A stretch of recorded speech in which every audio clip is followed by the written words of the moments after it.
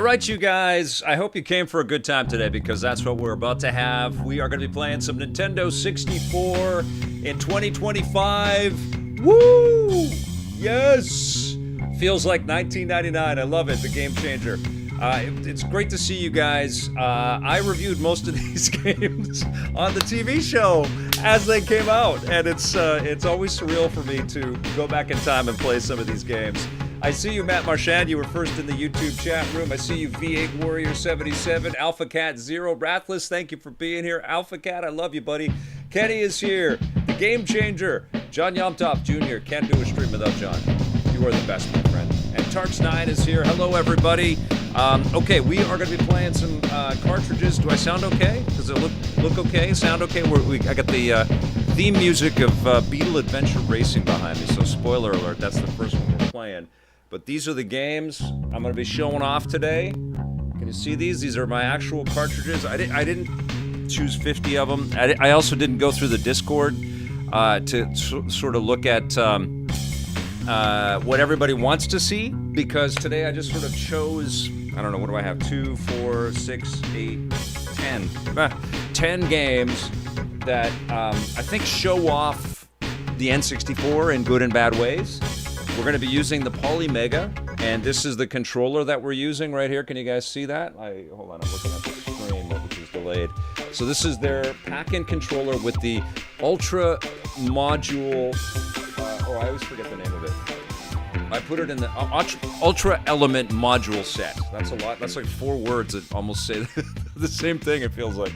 So the Ultra Module, we're just going to say that. And of course, everybody knows the Nintendo 64 was initially called the Ultra 64. And so this is kind of their take on the N64 controller. It doesn't have the Trident kind of vibe. And so we're playing this on the Polymega. And just so you guys can see, we have the, I'll just exit the game and we'll go right from the front end right here. Okay, so this is it. So you get your front end, and there's a bunch of different consoles. This is a multi-console idea, right? And it comes, you can purchase optional modules that allow you to put in cartridges.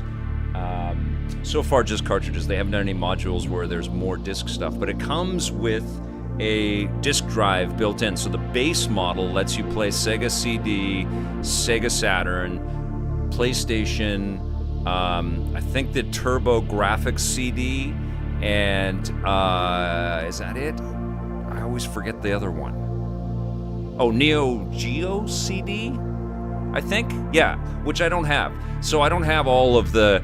I don't have all games for every single thing. My archive is deep, but it doesn't go all the way back to everything out there. Okay. So you see, I've got PlayStation games in there. You can even like Xenocrisis. The guys over at Bitmap Bureau sent me the Genesis version of Xenocrisis. So it has to use official ROMs, or like the official media. And it has to kind of register with the database. And so what you can do is you can actually install it onto the hard drive. I just upgraded my Polymega with a 2 terabyte SSD.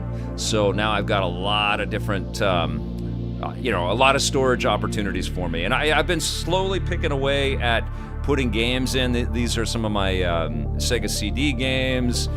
I've got a few 32X cartridges. I don't have a massive library. I've got some Saturn stuff. I've got a lot more Saturn games to put in here. I have some Turbo Graphics 16. A buddy lent me a few of his games, which is very kind. Radiant Silvergun is a masterpiece, you guys.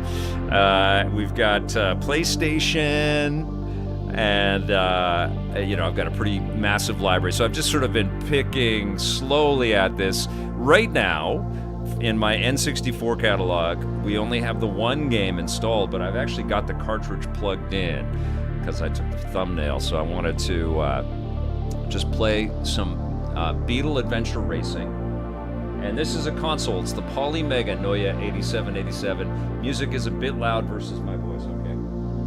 Thank you, Dennis Ryan. Let me adjust that 1 second here.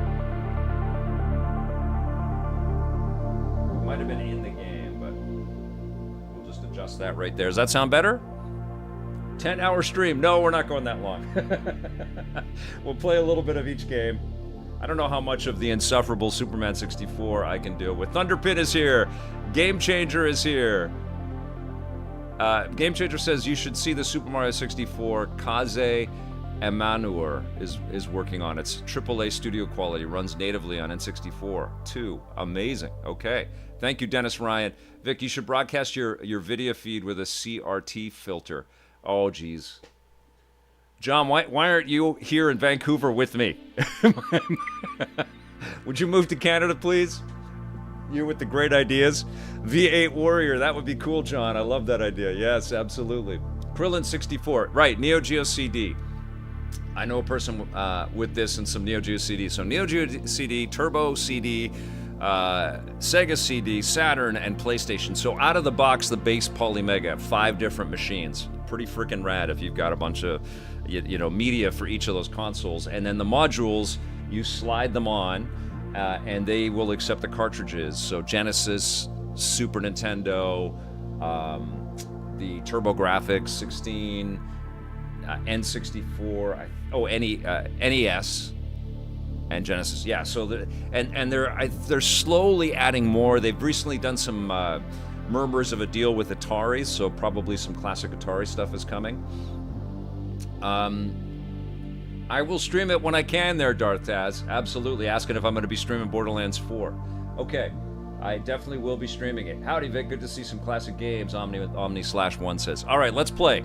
We got a lot of playing to do, you guys. Let's check this out. And so today it was more about assessing the Polymega running N64 games, because I've only dabbled with this a little bit, and it charmed me right away.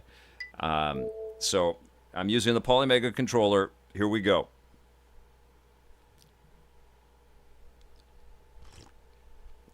It's going to look a little blurry. I hope everybody's okay with that. N64, a little blurry. And I guess it won't look as cleaned up as some of the stuff that's on the Nintendo Switch and Switch 2 right now, because Nintendo's been working with some pretty decent emulation devs and sort of a great back end. I'm getting a text here. 1 second here.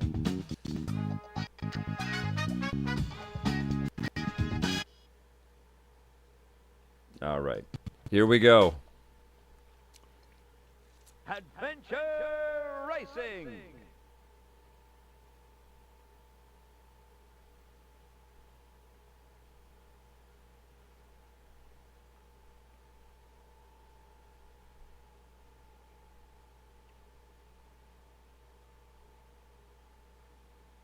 Welcome.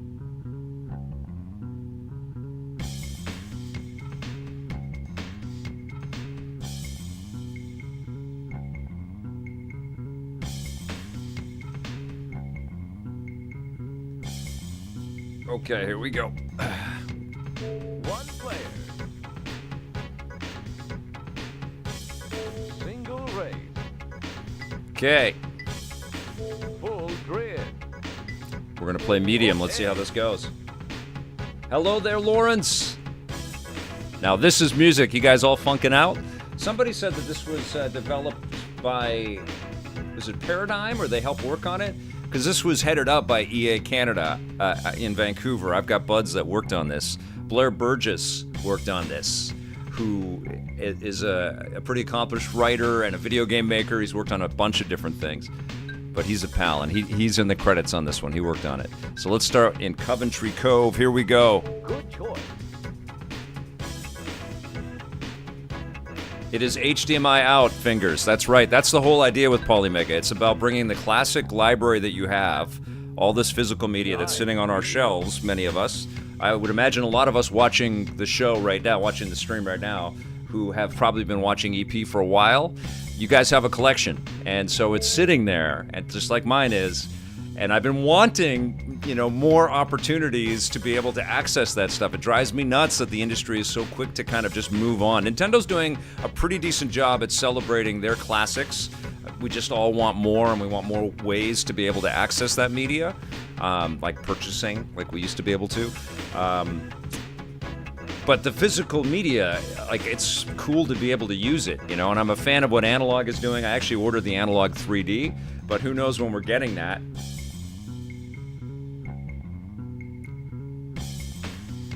Who knows when we're getting that, so I'm just really grateful that Polymega sent this out for me for review. Thank you so much. So we're going to play this today, and we're going to talk about it later this week.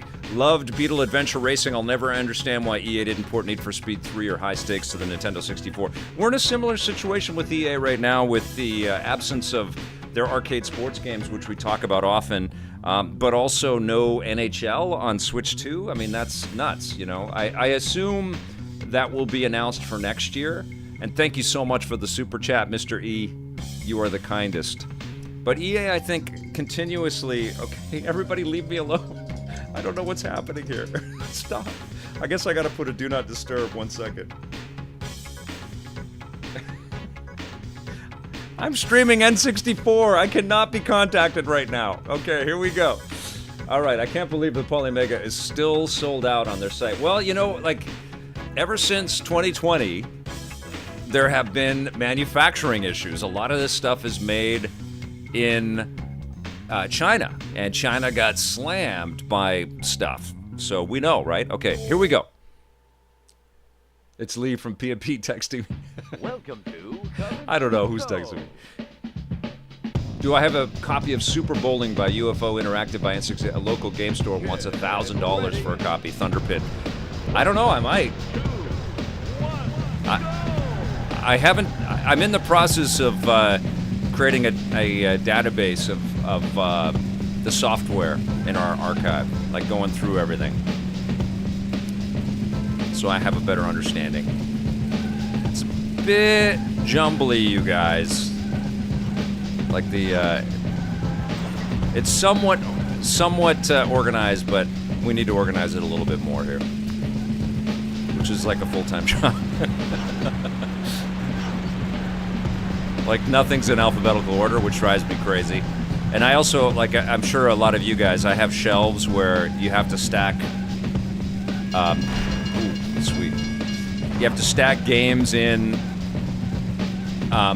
so that there's two per shelf, like one in front of the other, and so you have to take stacks of some of the games off the shelf to see what's behind them. That drives me nuts. I like thinner shelves so you can see every single item in one glance. But I've only got a few of those kinds of shelves, and I have many games. All right.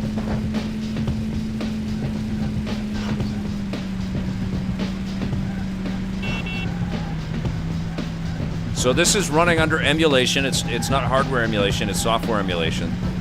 And so there will be hiccups in some of this stuff for sure. Sometimes some music is affected a little bit.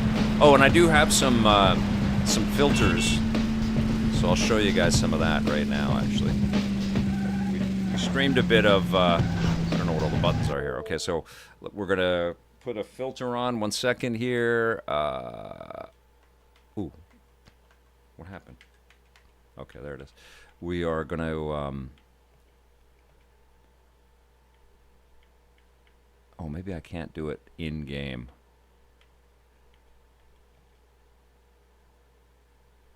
I thought I did it before.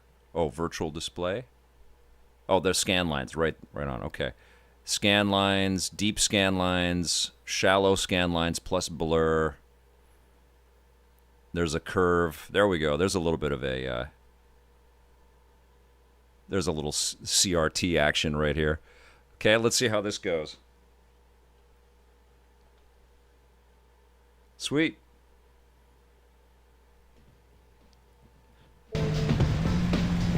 There we go. How wild is that? That's how we played it back then, guys.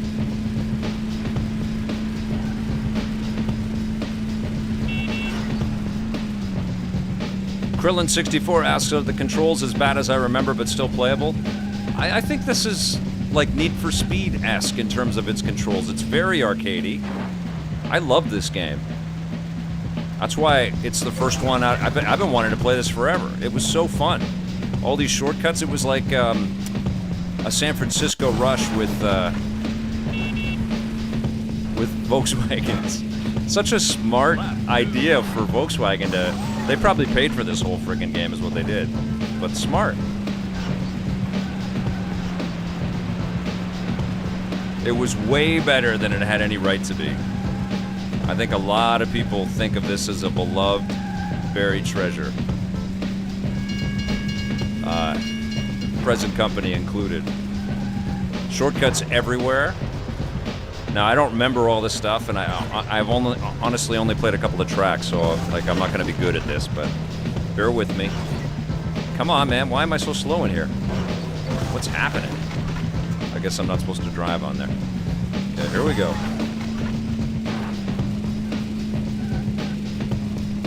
The controller's a little bit, like the thumbstick feels a little high in the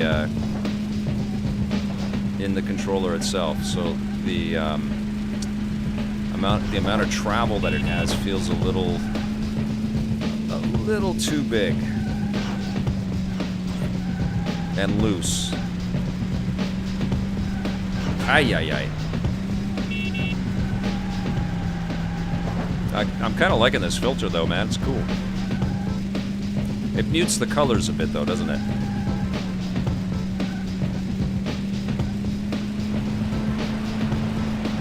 If you guys are dancing at home, that is perfectly acceptable, by the way. We got a kind of a funky groove going on right now, so you guys just go right ahead and dance while you watch the stream. Dancing is good for the soul, okay?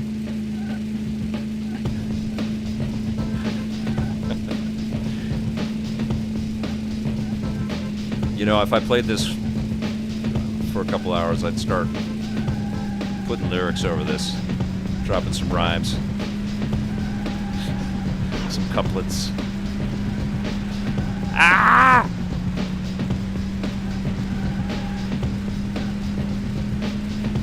I'm not gonna do it.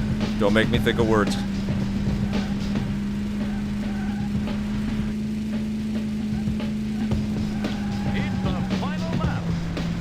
It's the final lap. There's your song title right there.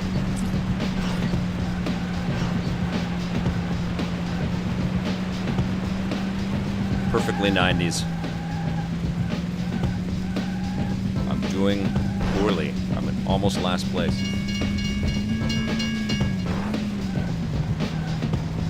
I don't know if... Do I have a turbo? I think I might have a turbo, but I don't know where it is. No, I don't. No turbo. You got to hit the turbo boxes. Okay. Ooh, I am fully in last place now. Let's go.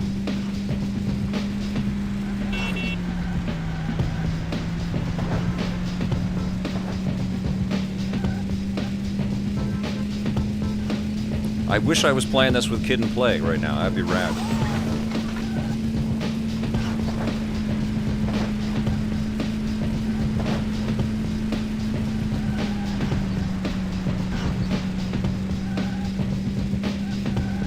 Or salt and pepper.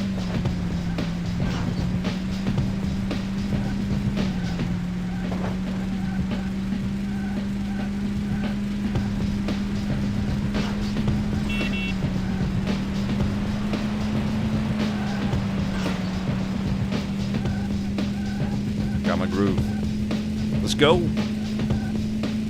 Every color of VW. Here we go. I can't remember if they put in other eras of bugs or if it was only modern Beetles. It would be pretty fun if they had 60s bugs. Had some classic buses or something like that, some classic VW buses, some hippie vans. Oh, I should have hit that. Pretty freaking fun, man. Draw distance not huge. Thunderpin says, you know, the textures are actually not too bad for their age. Absolutely. It's a great free PC program called Shader Glass that does some awesome CRT effect overlays. Can size it per window too. Yeah.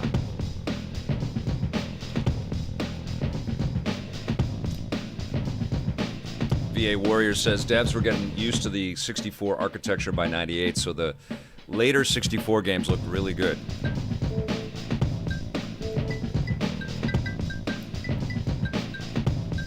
I wonder who did the music. I wonder if this is Traz Damji. He was an EA Canada legend. I want to see if he's in the credits. 1 second. Das Auto. Option. Do they have that in here? No. No, EA hid the credits, I'm sure. Okay, here we go. One player. There's some audio issues in here.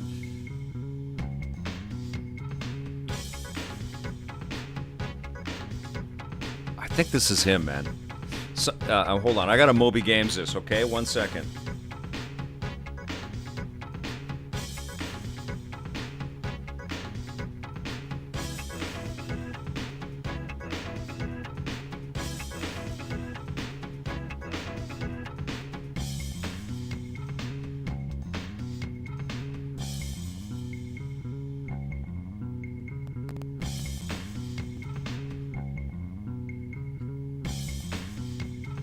Brooke Burgess was the assistant producer. Producer was Scott Blackwood. Rest in peace, Scott. Scott also worked on the Skate franchise. Wonderful guy. Is sadly passed away. I talked to him about Skate in an upcoming episode of EP Classic, and I've known him. I knew him forever. Peter Royer, super high level at EA, and then he went on to have a huge career at, oh man, there's a lot of names in here. Xenia Mool, a lot of people that I know. Who did the music? Did they have that in there? Paradigm Entertainment did work on this. Sean Wright. I talked to him about, oh man, he's coming up. Or he already may have been in an early EP Classic. Oh, and David Kay did some of the voice work. David Kay is Clank, and a million other things. Now, who did? Oh, and Hanno Lemke. Lemke is the producer. Oh, Scott Blackwood did some of the music. Wow, it's great. Okay. All right, here we go. David Kay, this is going to sound bad, but it's not meant to be. It's like we were looking for the right fit, okay? David Kay auditioned to be in Electric Playground. Single race. But we went in a different direction, and he auditioned for the early first pilot thing that we shot. And we went in a different direction, and those two people, I forget the lady's name, but Peter Kalamis was one of the people that was in our early demo of what Electric Playground could be. Peter Kalamis, of course, has had a huge voice acting career. So we reached into the community, the local Vancouver community, and he's a great guy.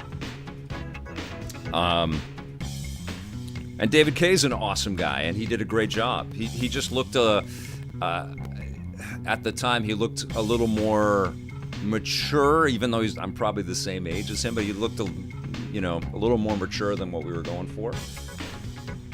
And I think he did fine. And anyways, been at this a while, you guys. That would have been around the time he did Megatron for Beast Wars. That's right. Exclusively features the Volkswagen New Beetle introduced in '97. Okay, I gotta be a ninja. Let's play another one, but let's play the we'll play medium. We're gonna play Mount Mayhem. Good choice. And what we're gonna do is we're gonna play this with a different visual virtual display here. Let's go HD plus curve. I kind of like the curve, right? It feels correct. Okay. Nice. We're going to stay red. There we go. I got to be a ninja. I rented this with my dad, like a lot of us from Blockbuster. That's awesome. Oh, man. Welcome to Yeah, Booty Brown. I haven't really talked with David. I've encountered him a couple of times at cons and stuff over the years. I think he's still in Vancouver. I should reach out. We should 3, catch up, man. 1, go! He's so freaking talented.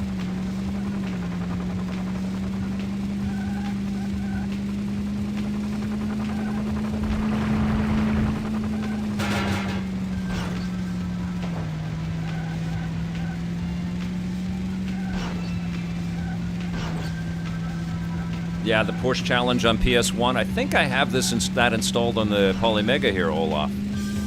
But today it's all N64 games, okay? Oh man, I want to dedicate this stream to Scott Blackwood and his family. Some major contributions to games from that guy. And he left us way too soon. It breaks my heart to see veterans from the video game space. And there aren't tons of them, thankfully, but it breaks my heart to see them leaving us way too soon. Yeah, he was a great guy. Major talent. Ooh, we're having some issues here. Ooh! I don't think I was supposed to go that way, guys. Holy crap. So violent. I didn't just crash, I broke apart in a million pieces like Lego. Wow. Don't take that step. Oh. This has really got like a wave race vibe, doesn't it? I love this game. So when and if I get the, and if is a big operative word in this sentence here, I get the analog 3D, I'm going to be pulling games like this back off the shelf, and I'll do a direct head-to-head comparison with the Polymega. Because the analog is supposed to be hardware acceleration, and they're talking about the machine doing all kinds of fancy things, it should look, and it's much more expensive, it should look way better, but we'll see. They haven't shown off a lot of gameplay footage, if any at all, of analog 3D in action, and I should have that freaking thing already by now, but the world is insane. Feels right with the curve, though, doesn't it?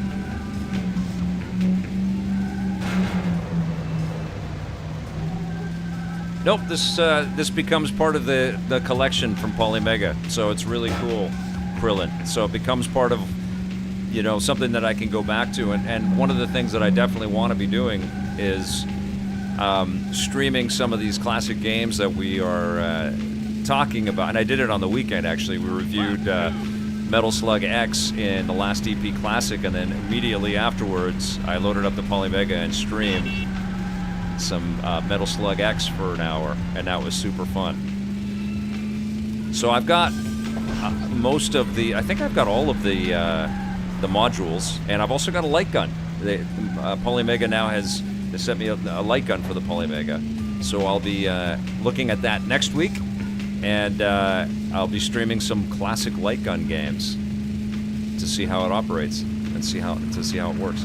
I don't know how I will be able to stream it. I don't know if that's going to freak it right out, but we'll see.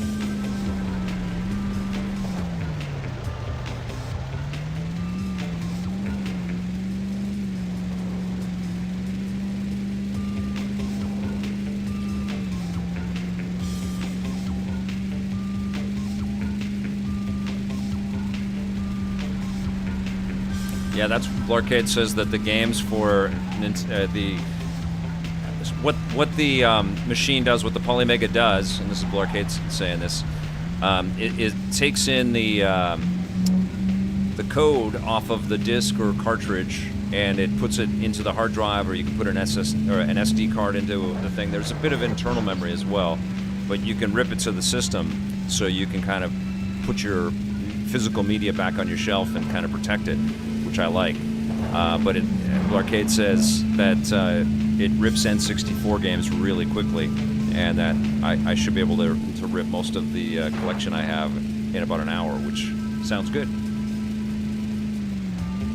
A lot of these games I haven't played in some of them decades, man. Crazy. I'm really not prepared for medium difficulty level here, apparently.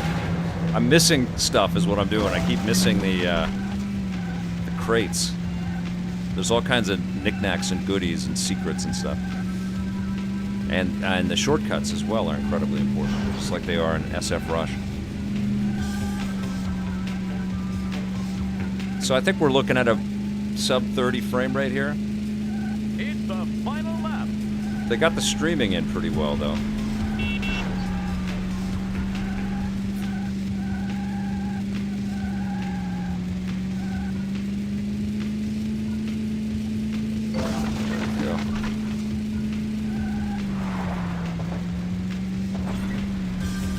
Got my snow tires. Oh, jeez. Yeah, it's not the controls, it's the frame rate. So when you are swerving or you're trying to make snap decisions, it's not so much that the controls aren't working, it's that it takes extra frames for the game to register what you're doing.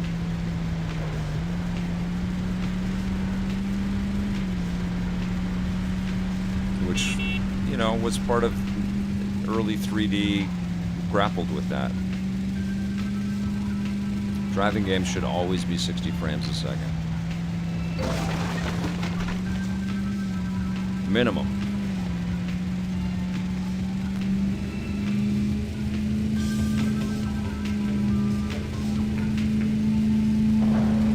Chill vibes on this, pun intended, on this track.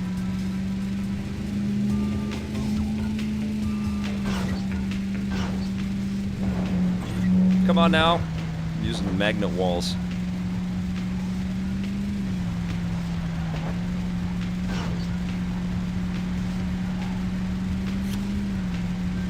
Nice try. Nice try. Not really. Not really, Megatron. I'm not even gonna put my name in on that because that was sad. That was terrible. All right.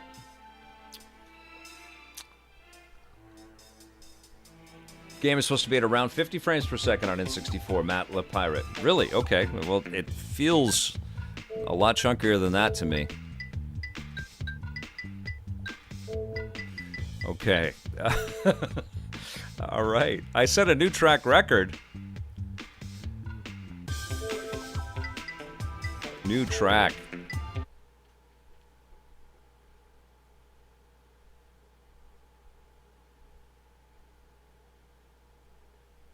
Oh, Krillin64 says you are able to stream with the light gun. Okay, well, we will check that out. This was happening the other day. There's an issue with the emulation here where it's creating this weird artifact. So, not crazy about that. Let's go back. Can I go back? I don't think I can. Good choice. It's not letting me go back to the front end. Good choice. Ooh, that's not good. Is there a reset?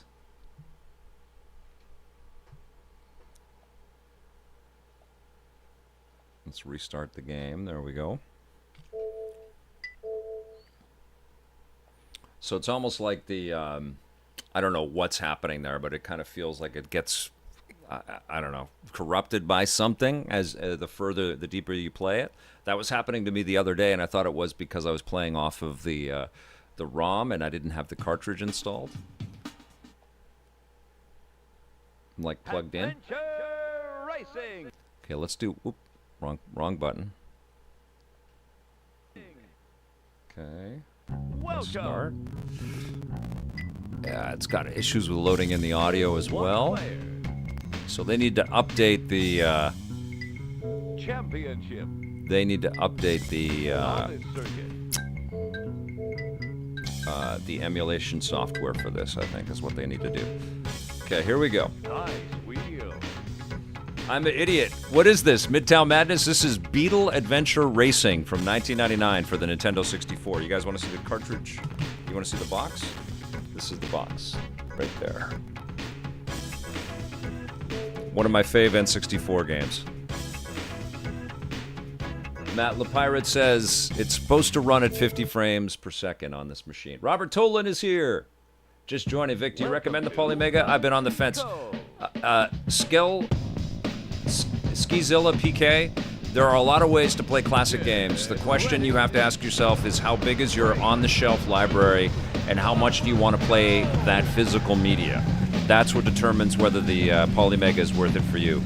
Absolutely worth it for me. I've been dying for a machine like this because I have a lot of games for different machines that I've wanted to revisit, and it's allowed me to do that, and I think it's really freaking cool. It's really easy.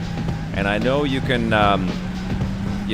get a mister, and there's all kinds of different technologies that exist, but I'm not the world's best tinkerer guy. I don't have the time and patience to Lego set my emulation thing, So I like I like the idea of you unbox it and you stick it in the disc or the cartridge into the machine and it works. I like that a lot. And I like the front end, honestly, on Polymega a ton. There's a lot of really cool, interesting information about each of the games. You can set separate playlists and stuff. It's cool to see your cross-console collection all sitting there. That's one of the reasons why I love the Nintendo Switch, quite frankly. They do a very good job at, isolating these channels of different consoles that you can access through Nintendo Switch Online, which is, pretty damn rad. But, yeah, if you have physical media, I think Polymega should be one of the things that you look at for sure. But it's not cheap, and they definitely have had issues with fulfillment, getting the consoles to people. And it's, I think, plainly because manufacturing in China has been very difficult since 2020.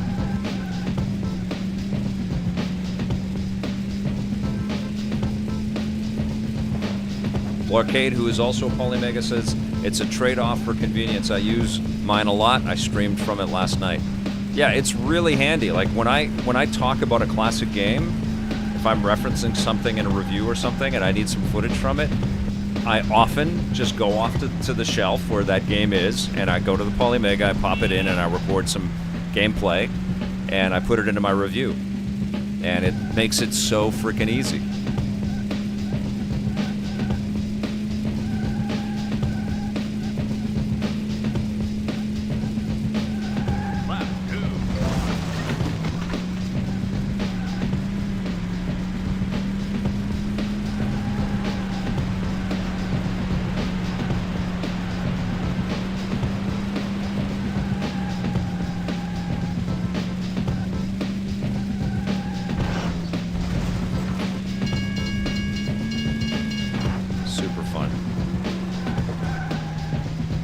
I love this curved display.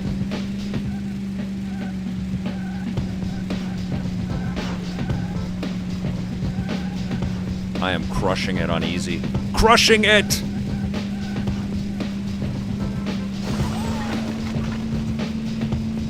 Missed it. Let's go through the barn.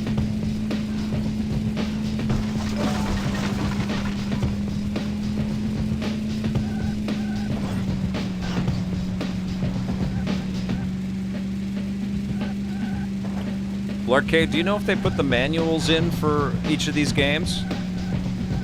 That would be a pretty rad thing. If they digitally scanned all the manuals. I mean, it's a ton of work, but that would be so cool.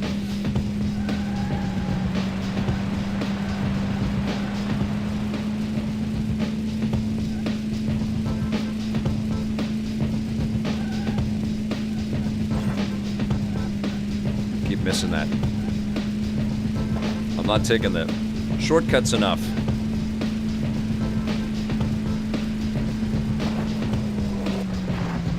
Oh! There are websites that have manuals for games.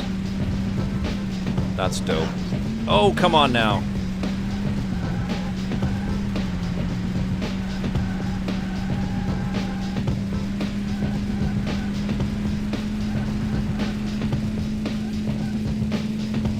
Oh, I keep missing those. Yeah, I'm finding this controller's pretty damn solid. It's comfortable. It's the final lap.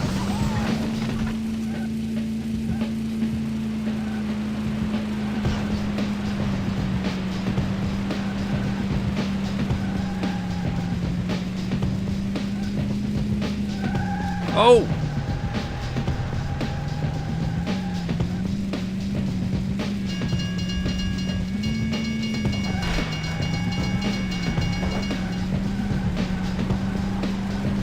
Oh, there's the secret right there.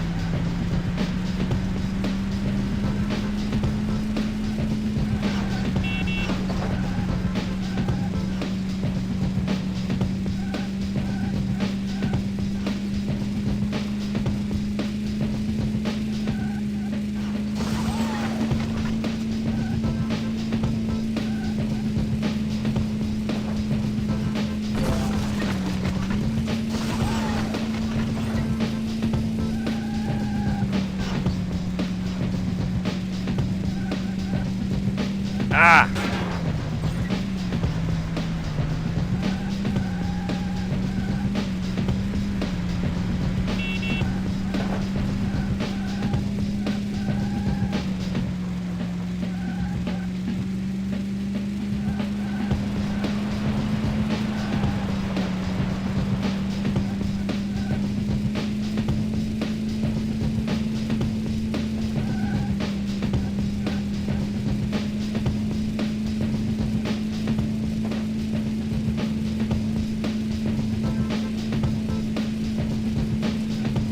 Oh, what the hell am I doing?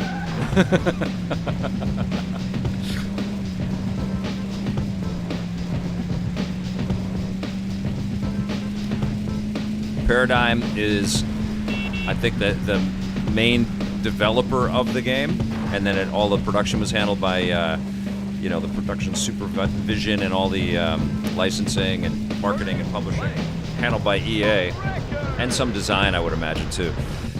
But Paradigm did, as someone, and I forget who, rightly pointed out, they made the phenomenal Spy Hunter game for the PlayStation 2, which absolutely blew me away. Oh, that's one of the modules that I don't have, the analog... Oh, that's the analog duo. That's not a module. No, I do have that module, but I don't have the analog duo. And it's because I don't have a big TurboGrafx library. I've got a couple of games. All right, here we go. In the game. I think Johnny Millennium's got the analog duo, and he Mount loved it. Mayhem.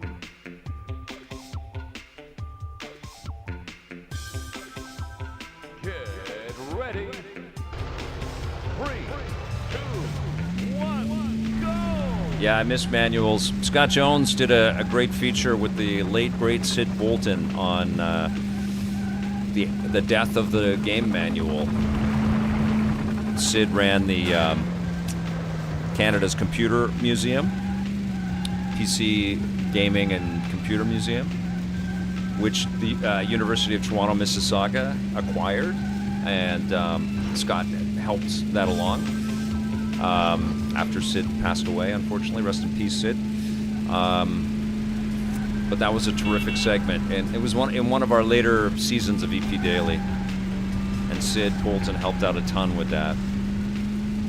But UTM has Sid's massive collection, along with the physical media that we created with our television shows, and they are our partners in getting everything streamed, and they're sharing it with their students, all the classic content that we made, and then they're providing all the material. We gave them an educational license for use in their school, and that's what's helping us stay on track with getting you guys EP Classic every weekend. So it's UTM and P&P helping us dig back into our history and share it again, which is really freaking fun and so cool and so surreal, you know, stuff you don't consider when you start on a path that is going to stretch for 30 years plus, you know.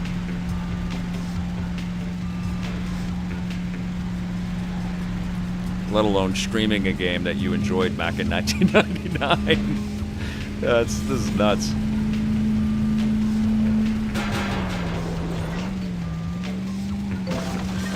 On a new device, you know, which is catering to our classic collections.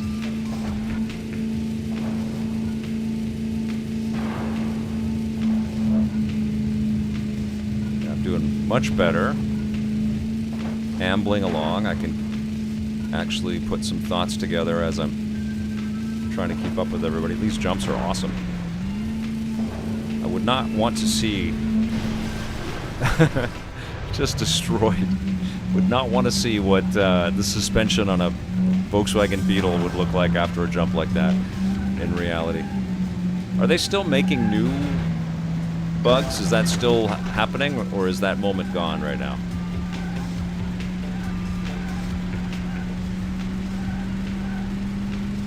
Like, is there a 2025 VW Beetle?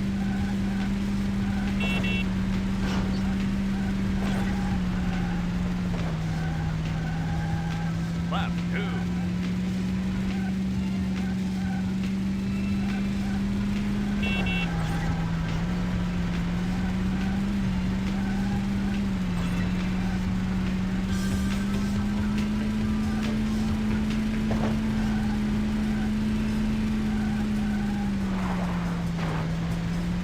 Go!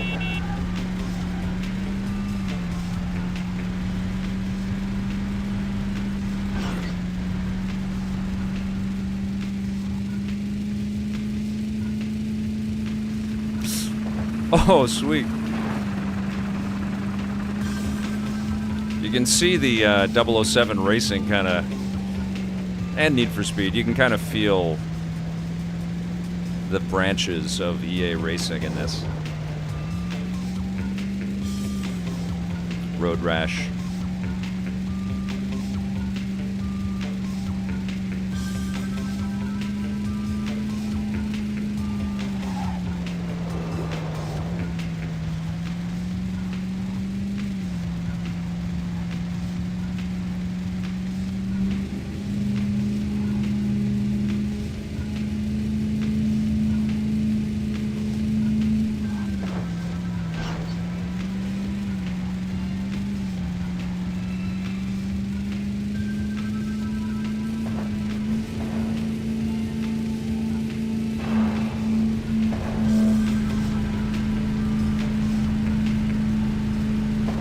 Uh-oh.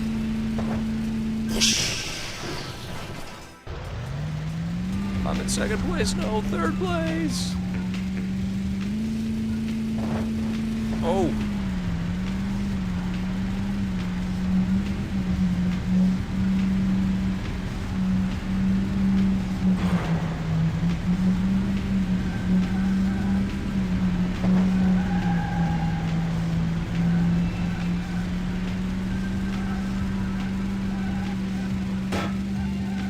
That was weird.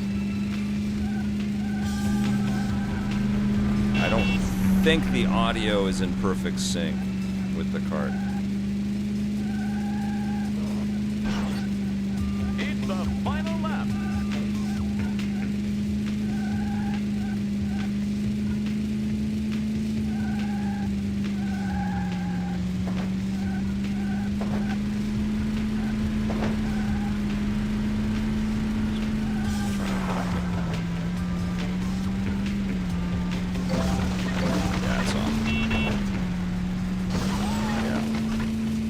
Slipping a little bit. So that, what is that? The clock is off in the emulator? Something up. I don't know. Technically, it's not perfect. Oh, come on now. What's happening here?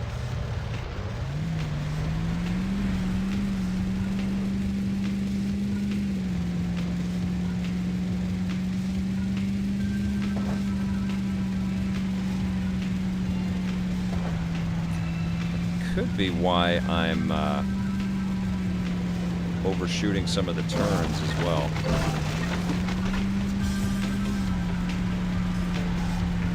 But we're going to test out a bunch of other games and we're going to see how they run.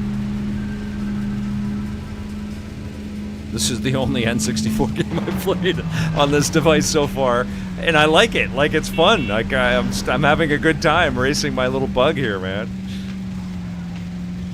They did a good job.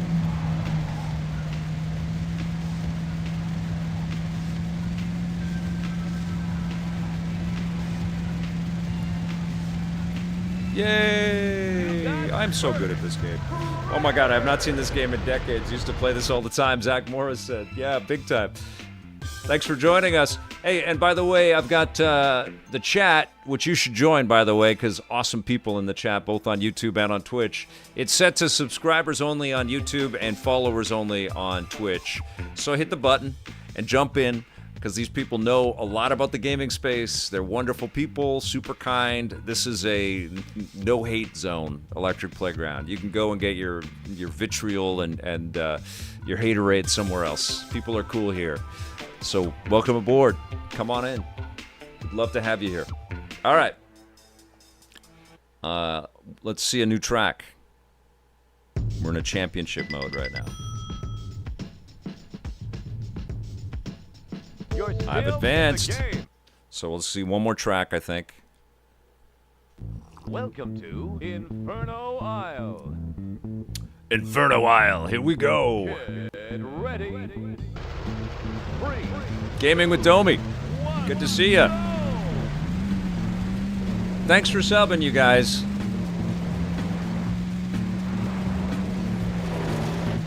This is really cool. Like, it was a kart racing game with a licensed car.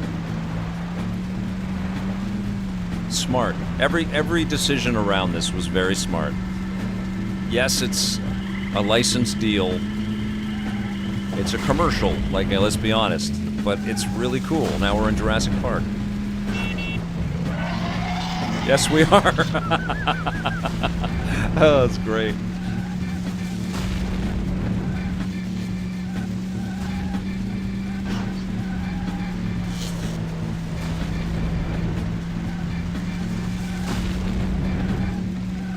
EA could update this thing. NVIDIA could update this thing, or drop it on Switch 2, on Switch, and people would go nuts.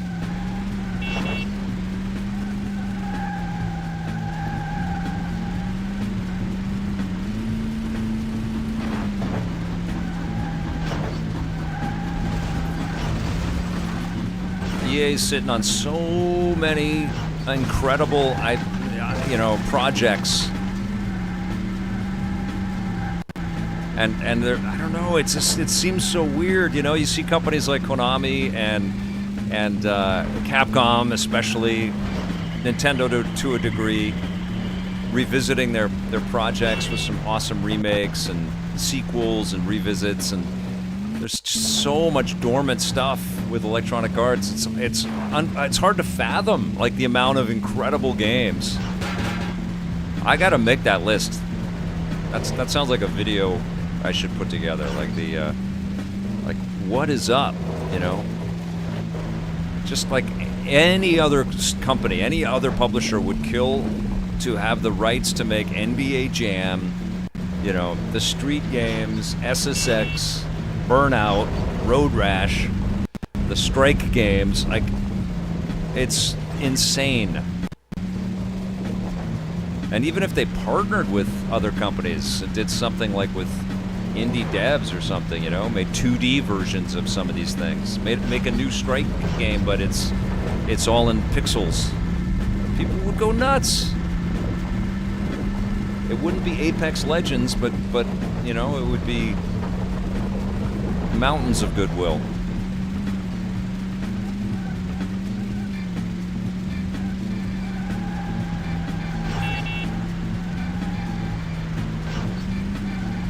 Or at least collect a bunch of these things and convert them to 4K or HD at least. modernize some of the controls and say, here you go. Play some of our beloved treasures. I just don't get it. It's like the end of Raiders Lost Ark. You're just gonna seal these up here forever. No one's gonna ever look at it. It's the Disney DVD vault. This is the last time you'll be able to buy it. Okay. Don't know why.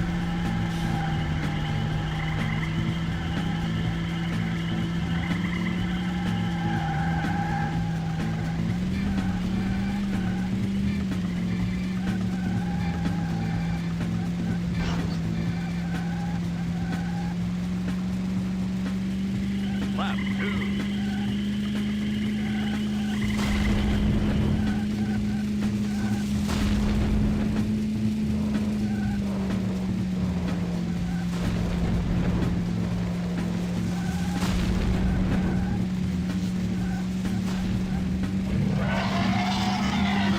So cool.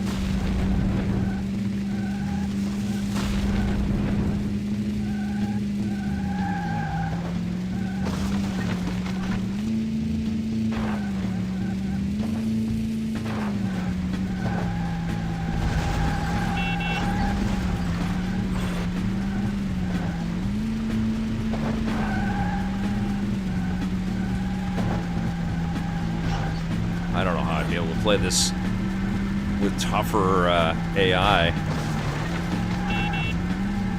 These are challenging corners. I'm drifting around every bloody thing here.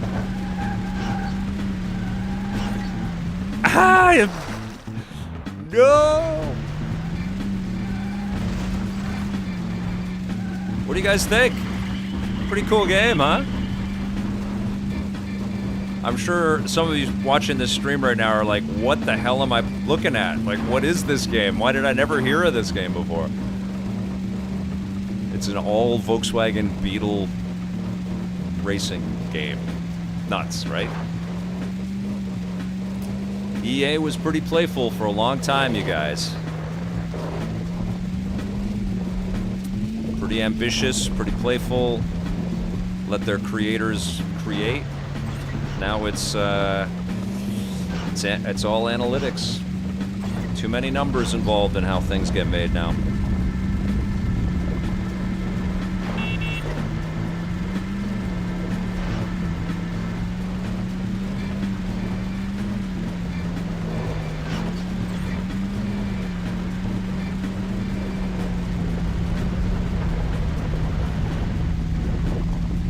Shoot! Okay. So you can hit the reset the track button anytime you need it.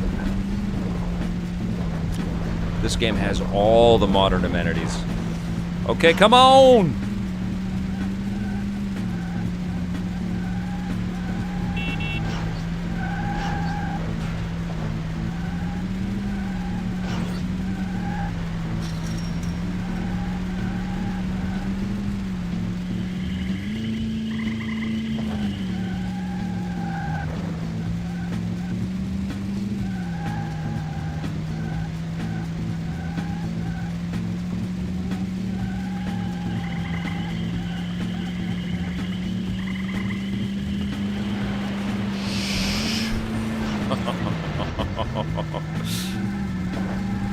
I reset the track.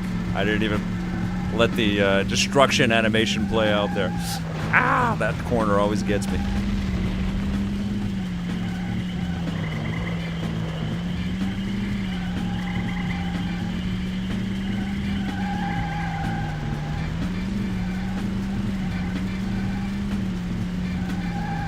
Should I just play this for 5 hours? Because it's fun. It's freaking fun.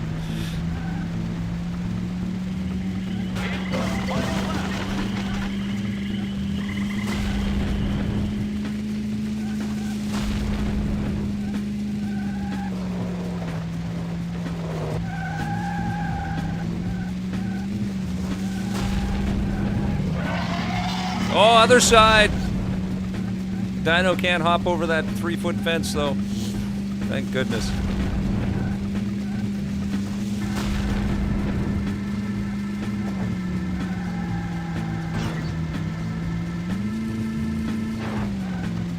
I'm I'm missing all the shortcuts. I'm seeing all the goodies everywhere. Oh, you think so? You think so? This is like the town that Nathan and Sullivan go hurtling through in Uncharted 4 on the Jeep.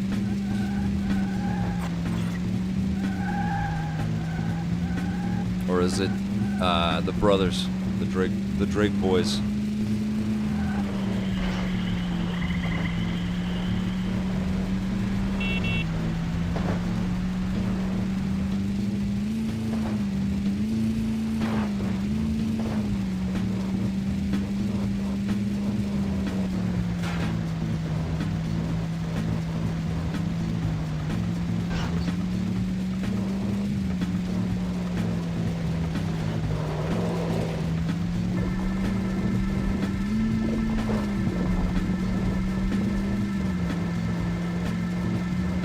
Game has no business being this cool.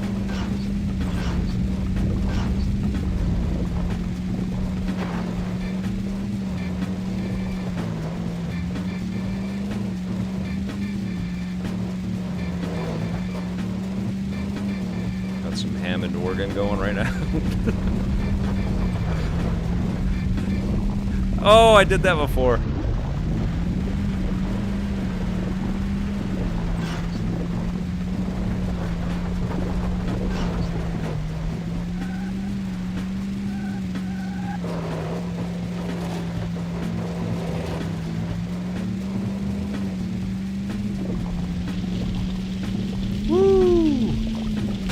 Over the lava. There's actually been, a change to the environment over the course of the race. That's pretty cool. Pretty freaking cool. Okay. I think that's good. I'm gonna create a save state for me to go back to and enjoy on my own time here. Classic game, Hiram Geek says. Nolan FC said they all went corporate. They did, right? Okay, so we're going to create a little save state right here. So, booyah. We're going to just erase that. Overwrite. Yes. It's going to do it. Almost done. Yes, we are. Okay, cool. And then we're going to go and exit game. Oop. A little sensitive. Okay, I'm going to put the, so this is the controller I'm using. It's the Polymega, and you can put rumble packs and the memory cards that you have into the controller. Pretty cool, right? I don't know where that crap is. Okay, it's around somewhere. Okay, so now I'm going to, I don't think I have to turn anything off, so I'm just going to take this out. I'm going to put a different cartridge in.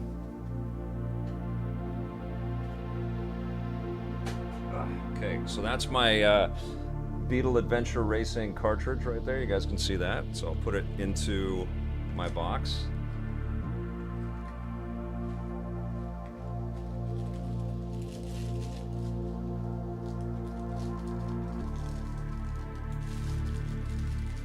Give me some lovin', Skater Fat Cat 13.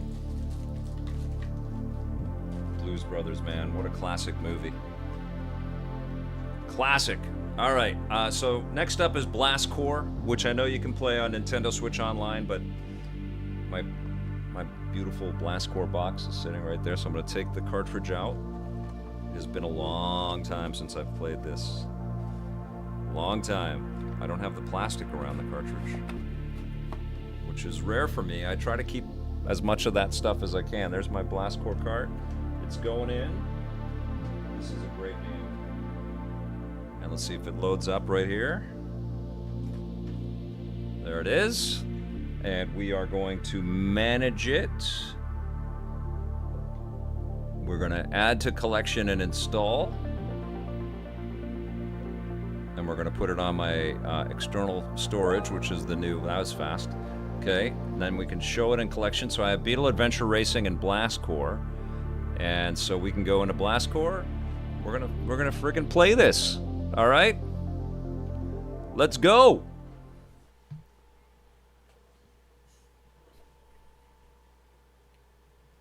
Skater Fat Cat, thank you. Yes, thanks for the thumbs up. Thank you for the subs. Thank you for the follows. Appreciate all of the support. And little reminder that every Saturday morning at 9 o'clock Pacific, we are rerunning our entire Electric Playground Classic archive. We started with episode 1, which aired in 1997. It was an E3 special, and you should go back and watch that episode, but we are currently in our 6th season. So what's happening here? Oh, it's taking a second here. Maybe this is having an issue. Oh, it is having an issue. Interesting. Okay, well, this is what we're doing. We're assessing everything in real time. I don't know what's going on.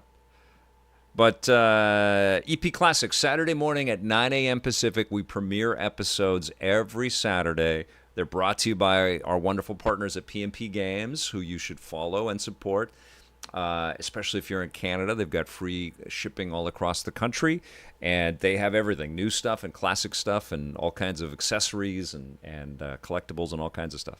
Awesome folks. And they are helping us to bring you EP Classic every weekend. But the premieres are kind of like a live stream. I'm in the chat. Sometimes Lee from PMP is in the chat. Most times. And a lot of people that are in the chat right now are there, and we're following along with each of these classic shows, and we're kind of blown away by the history of games. Okay, so I don't know what's happening there. I don't know what went down, but the game is loaded. I'm gonna restart the game and see if that does anything here. It feels like there's something is not right.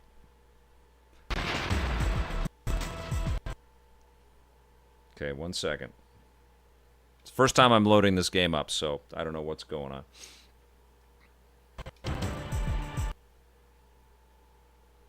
Uh-oh, Dahlius the Wolf says.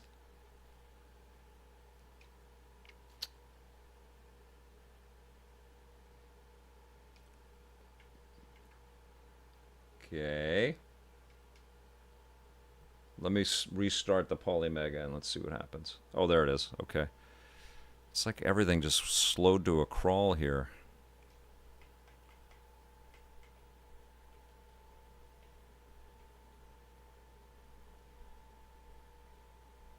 This was the frame rate back then. Jason, no, it's not that bad. Something's going on. I don't know what's happening. Generally, you don't have to think about things like this. I'm just going to restart the system.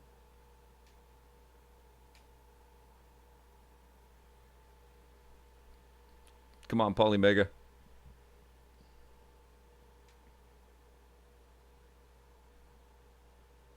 Might be. I might have a disc in the damn thing. I don't know what's going on here. Okay. Okay, turn it back on. I might have a CD in there. Maybe that's what's screwing it up.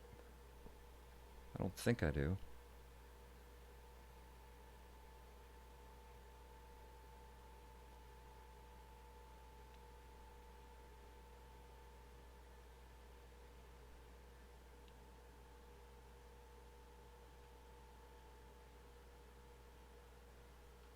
Nope, I don't.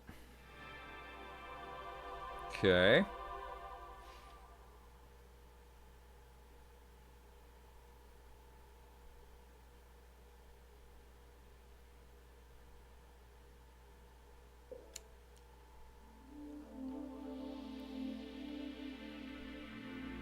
Oh, I think I have to re-plug the controller.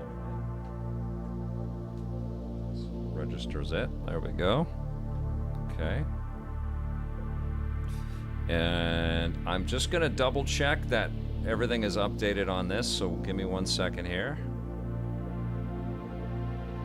I'm pretty sure it's... yeah, latest version. Okay.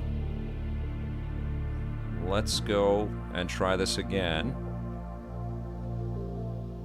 It's plugged into the thing. It's loaded into the hard drive.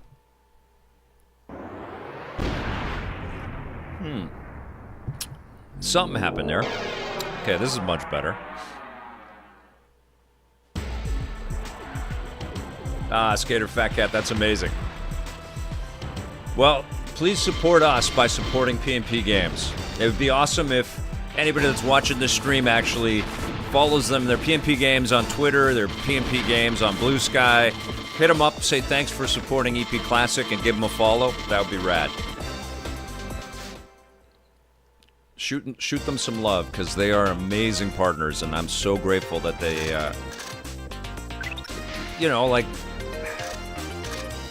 they stepped up and they said, yeah, we think this weird idea of you wanting to bring back all this classic stuff is important. Let's do it. And so that, and I'm not trying to throw any shade here, but it meant that we didn't have to go to like Patreon or anything else like that. We were able to have this awesome sponsor partner. And I think that's great. And I'm very appreciative. Okay, so Batwing is the name. Let's go.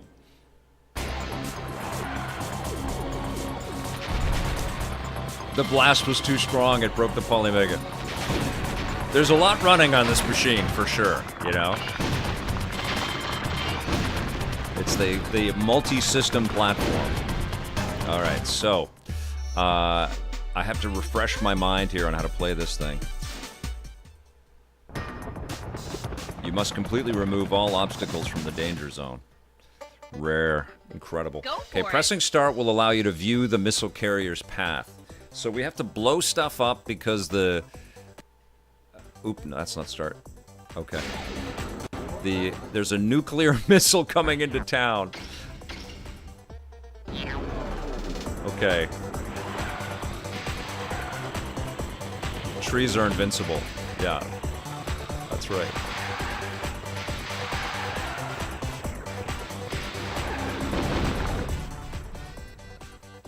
Destruction of this building is essential. Flashing arrows mean it stands in the carrier's path. Oh my god, I love this game. So weird. So you got to get all the stuff out of the way so it doesn't, the missile doesn't run into any of this stuff. It's kind of taken off on the idea of the RC Pro-Am games. It's kind of a lift on that. What the hell was that here? So okay, do that up. What did I say there? This is a periphery structure. Crushing it is not vital. Okay.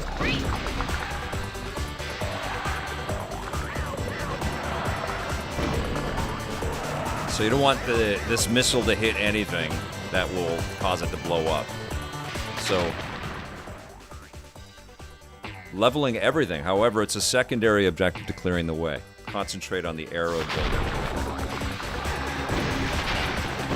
It's a super fun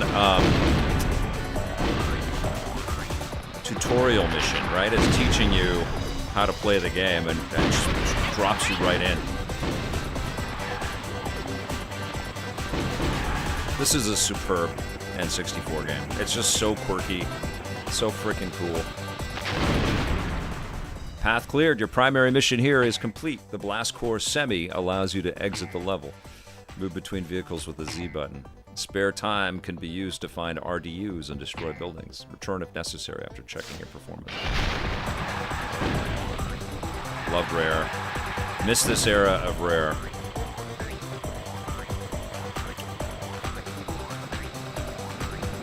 I've had a couple of fantastic conversations with David Doak over the last couple of years. He worked on Perfect Dark and GoldenEye and Time Splitters. Awesome. Just a wonderful guy.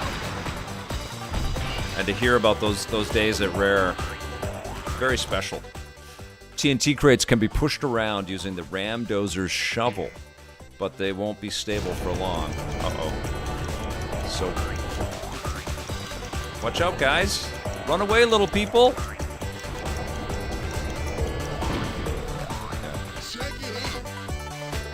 Sweet. You're just trying to impress me.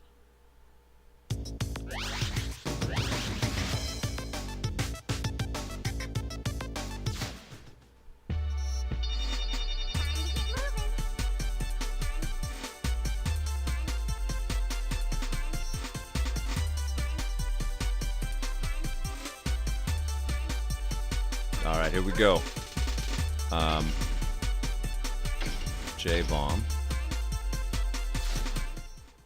They're gonna drop me in here.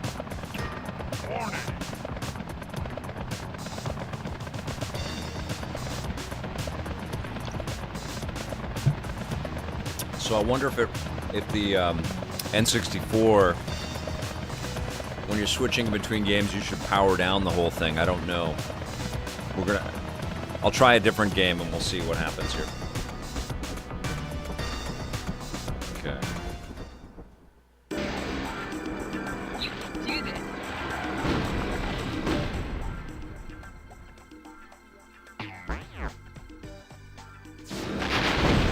Oh! Don't hit the bomb. Goodbye, town.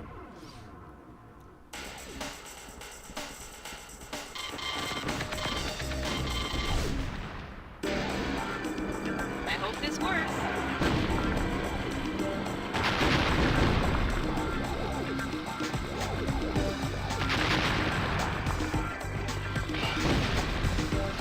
Quadrillion is asking, what is a Polymega? Polymega is it's a multi-machine.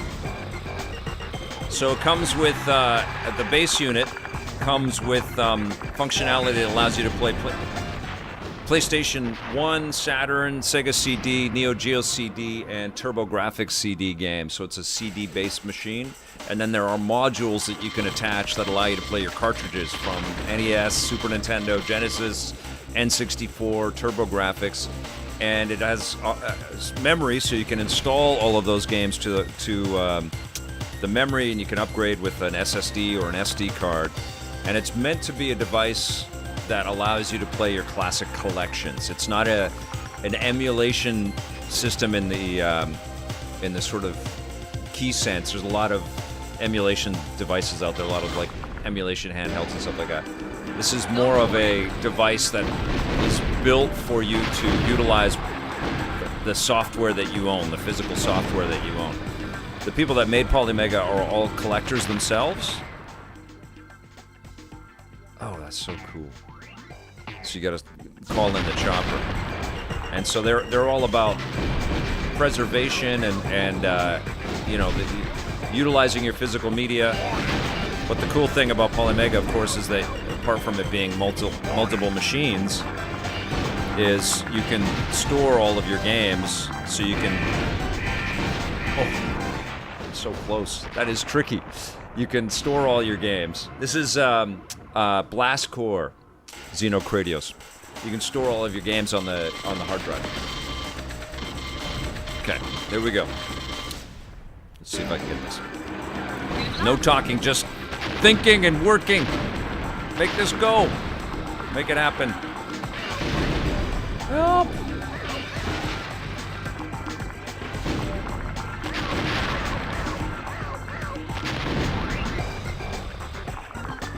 Awesome. Okay.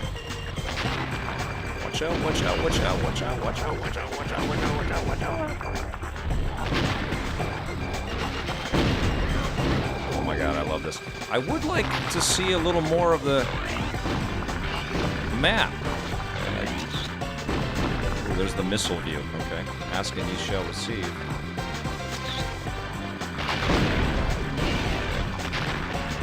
So the camera buttons on the path cleared. Oh, that's cool. So you can see where the missile is at any given time.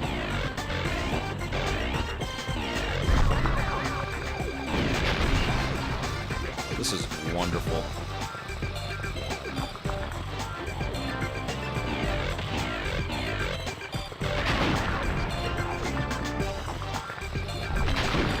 How do I call the chopper thing? You're just trying to impress me. I don't know. That's going to be the big question, Don Michio, asking how does this compare to what the Analog 3D will offer. Is 4K resolution supported in save states? Save states are. 4K resolution, no. This goes up to 1080p. But of course, these classic cartridges are, at best, 480p, I think, even less than that. So,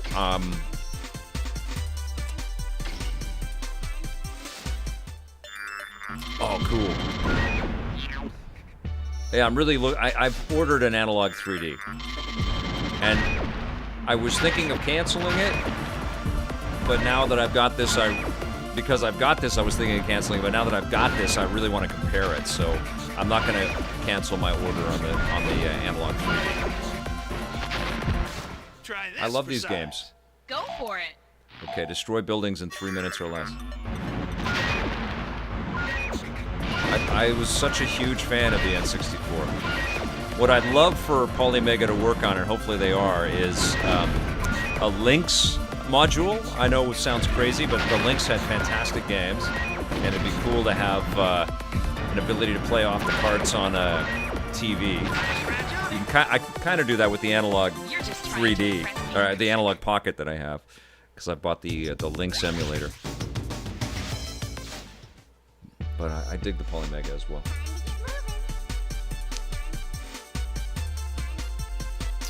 Analog does have save states. At least on the Pocket it does. Stop trying to impress her, you're married. Wisp. Oh, the woman in the game? Now what is this? What ship am I playing? Oh, cool. What an incredible game.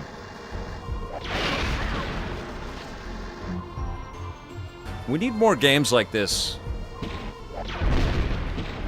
where you're piloting a bunch of different vehicles in quick succession like this. I mean, this is perfect for these subscription services, you know? Like a 4K 60 frames per second, you know, arcadey blast thing like this, where you're playing a bunch of different objectives and different vehicles. Perfect for people that are, you know, they have a subscription, they're short on time, they got a million things that they can play. Jump into something like this, like a Blast Core, a modernized take. Hell, you know, as a special, because Nintendo published this, so it'd be pretty rad for them to take this and do something like the F-Zero 99, not necessarily putting 99 players into something like this, but like a Nintendo Switch Online exclusive, you know, redo or remake of Blast Core. It's so fun.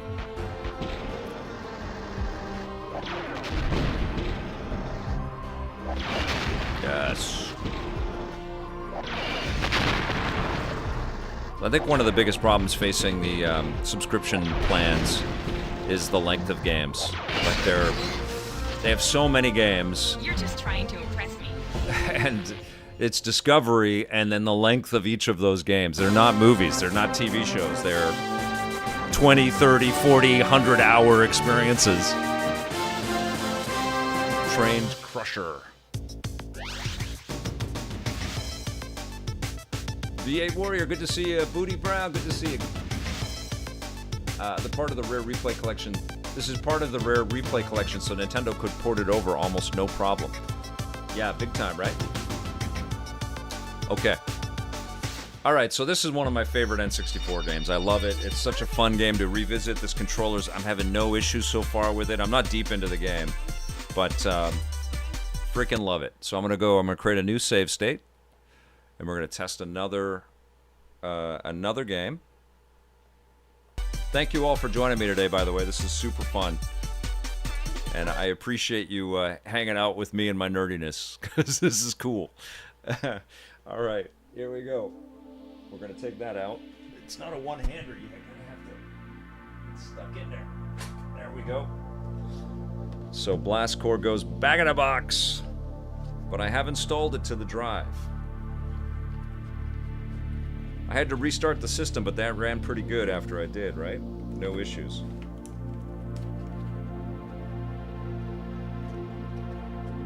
Okay. WipEout 64. All right. This broke some brains when this came out. It was on the Saturn as well. Psygnosis was on the way to becoming a Sony first-party developer, but they weren't quite yet. And so they did a deal to bring WipEout to the N64. And wouldn't it be rad if in this kumbaya moment of everybody working with each other, if they added WipEout 64 to Nintendo Switch Online? I think that would be so cool. All right, so it's reading the cartridge. We are going to manage this. We're going to add to collection and install. External storage. This is the SSD that I bought. It's in there already. So now I have 3 games in my collection. A lot of yellow. A lot of yellow. Okay, here we go. WipEout. Let's play it. Start new game. It is using emulators. Polymega worked with emulation programmers and people that work on emulation code and licensed that stuff. So there, presumably there's some money that exchanged hands. I don't know the deal on the business side of things. And so it's software emulation using the CPU of whatever's in the Polymega, but it's meant to utilize your existing physical media, which is the secret sauce of the Polymega. Okay, here we go. Midway Publishing. Rest in peace, Midway. Rest in peace, Ignosis. Oh my God. All of these seminal brands. You guys, I'm sure there's many of you that are just too young to appreciate what WipEout meant, you know? Like, WipEout was a game for the PlayStation 1, let's be frank. Because it was a launch game for the PlayStation 1. But WipEout was a game that helped me sell the Electric Playground. WipEout was something that I would walk in and I would leaf through magazines because that's all they had back then. You know, there was no TV show, there was no YouTube. We would leaf through magazines. I'd put it on the desk of the broadcast executive that I was talking with, and I would say, "This is how cool video games are becoming. We should have a TV show that talks about them because this magazine is cool." But it's not moving. You may notice there is no visual thing happening here. You have to look at this flat image. Imagine if we had a show that talked to the people that made this and then we showed it moving. Wouldn't that be cool? And they went, "Oh, yeah, that's pretty cool." Because, you know, WipEout did not look like Super Mario on the Super Nintendo or the NES or Pac-Man, you know? WipEout was like, this is the future. And it really was. Okay, here we go. Challenge.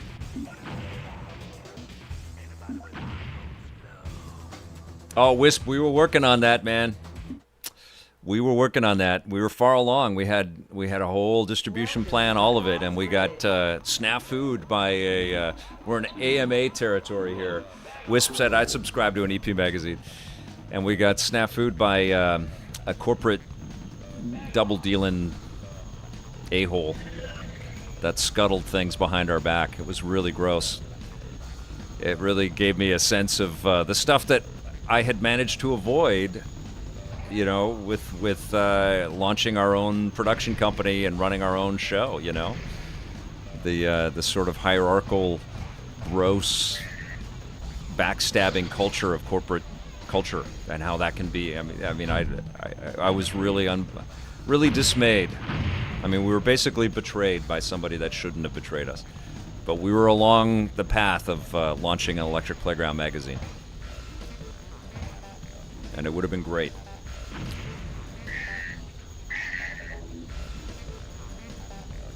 And to be fair, that kind of thing rarely happened in my career. People were generally fantastic and genuinely fantastic, and also very appreciative of the skill set that we had acquired as a company and all the people and the experience and training and relationships.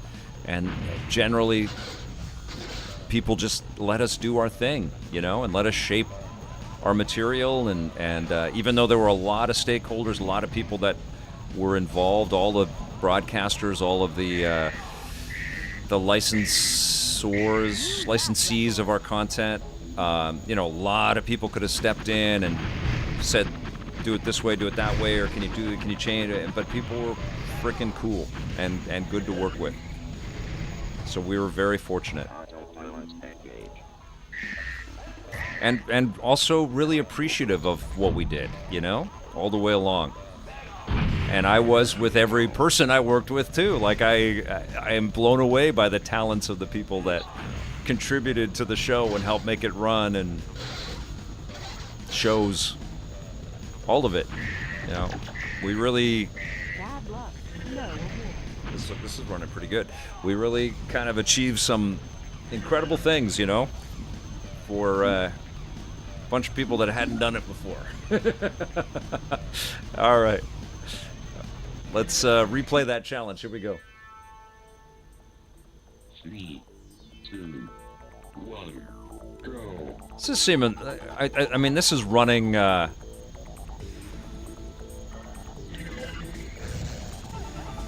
I think the PlayStation 1 game is better, but this is pretty cool. The analog control is pretty damn good. There was no analog control on WipEout when it first came out. Sequels, they had them, though. Okay. Wake. Autopilot engage. So cool.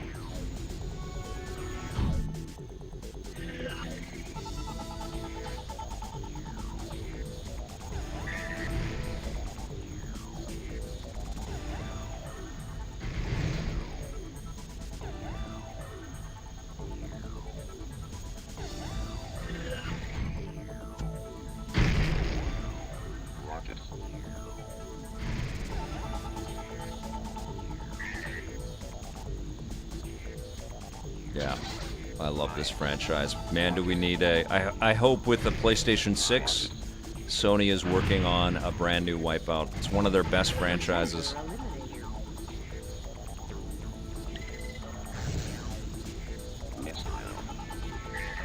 I like WipEout more than F-Zero. Like, I think it's my second favorite.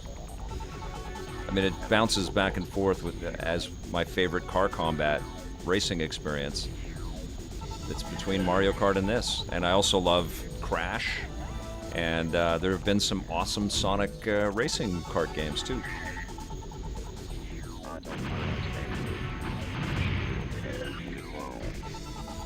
Oh! I thought autopilot was on still.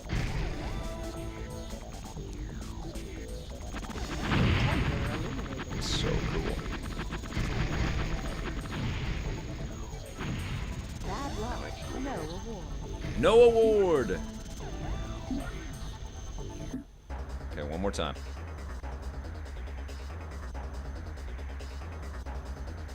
Fast Fusion is great. F-Zero is excellent. F-Zero GX is excellent.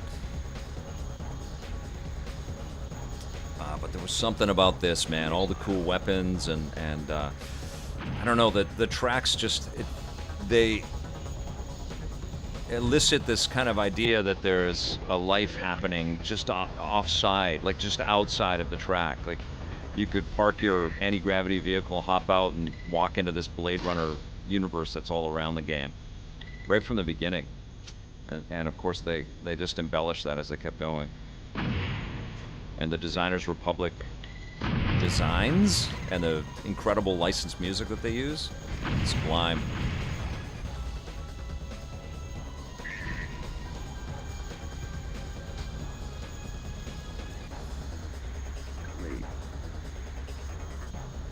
Although I don't think there's any licensed stuff in this. I think it's all no CD.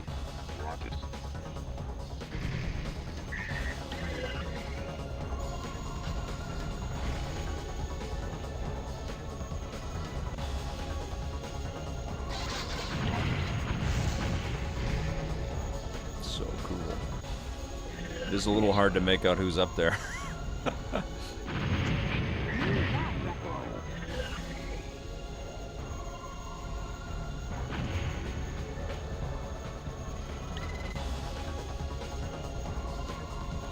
You don't have a lot of time to come from last place to the number 1 out of 15.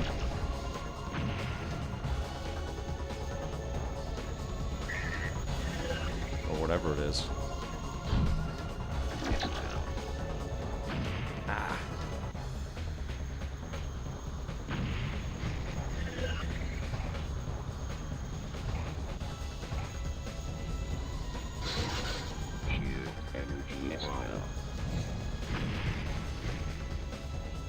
I haven't been able to crack 7. Bad luck.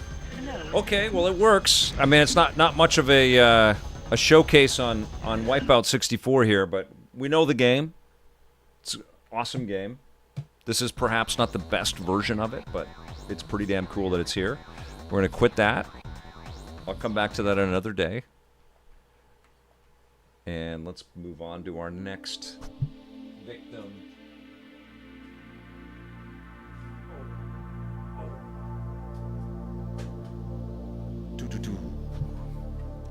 Psygnosis used to help out Nickelodeon on making games for the face-off part in their game, Nick Arcade. Is that true? How cool is that?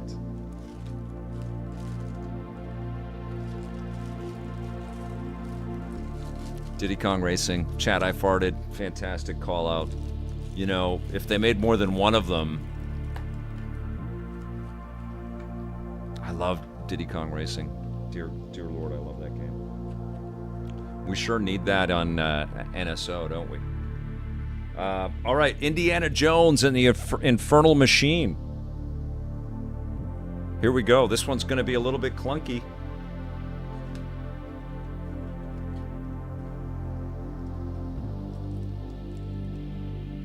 All right. Oh, nope, wrong side. You got to look when you open the box, otherwise you could tear something. See, most of these I've kept in the plastic. So this is, I think I bought this from Blockbuster. It's got property of Blockbuster on it. I don't know if you guys can read that. It's on there. Because this was the, they had an exclusive deal on the Infernal Machine for N64. You could buy it from them, and you could rent it from them. It was weird. And then it was on PC as well. Oh, let's back up. Oh, I might have... There it is. Okay, manage. Add to collection and install. Yes. External storage. Boom. Something's weird now. Okay. Showing collection. Okay, I've got my 4 N64 games. Let's play Indiana Jones and the Infernal Machine. I feel like something might be a little bit slower here. All we need is the return of Attitude Era in wrestling and actual music being played on Much Music, and my high school days would be back. Tomazzo, this is going through the Polymega system. I'm playing it with the Polymega Ultra module for the Polymega multi-system. And this is the controller I'm using. And it's actual physical cartridge popped in.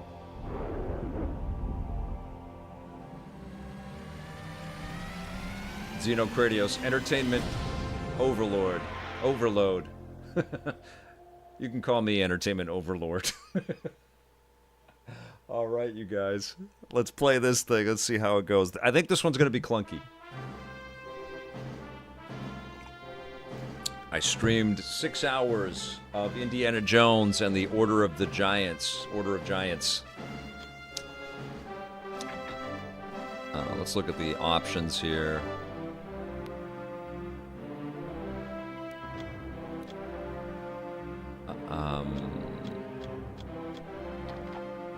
Might get a copyright flag on this music. Automatic 10 out of 10. Yeah, I played through the entirety of the DLC, the Order of Giants, for the Great Circle the other day. Had a really good time. All right. Let's start right here.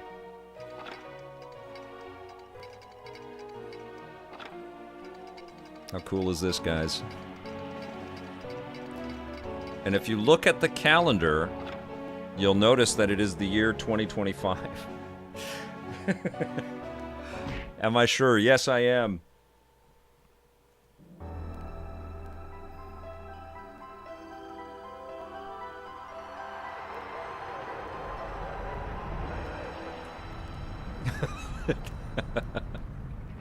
Does Vic have the entire N64? I'd love to see a tour. Game Life Crisis. I don't have every N64 game. I don't think I have every cartridge or every game of any system.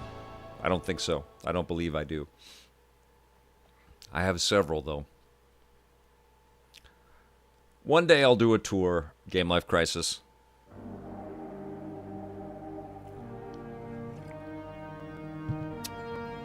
You can see this game struggling to be up-res to 1080p right here.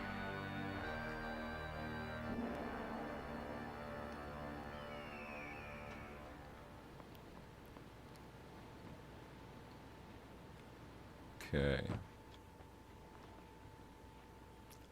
You say you wanted a third-person Indiana Jones game? Here you go. Here's your Tomb Raider. Super clunky camera. I think I press one of these buttons. Okay, not that one. Ooh, Indy, what are you doing? Buddy. No, buddy. Nobody wants to see that. Okay, there's your strafe button. I'm certainly, my thumb is looking for the right analog thumb and stick, and there is no right analog thumb stick, so the camera's like trying to follow along here. Okay. And what are we doing? We're pushing. Oh, we're pulling. Okay. There we go.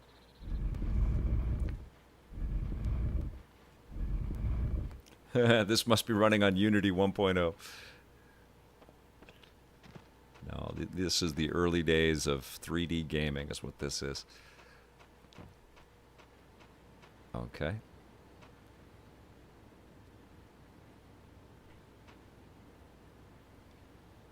There it is. Okay.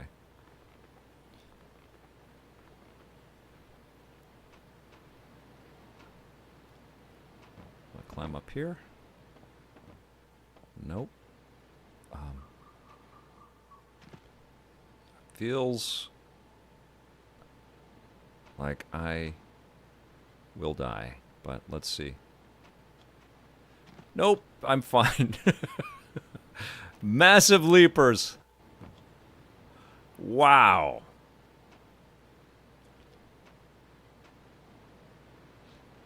That thing looks flippable.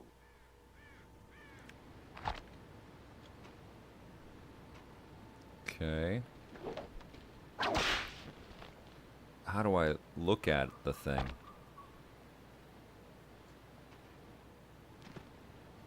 Oh, I gotta go underneath. Is there a context thing here?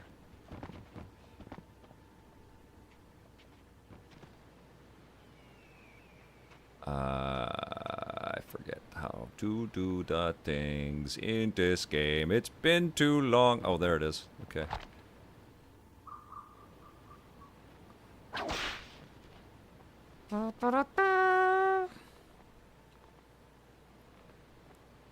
And then, do I swing?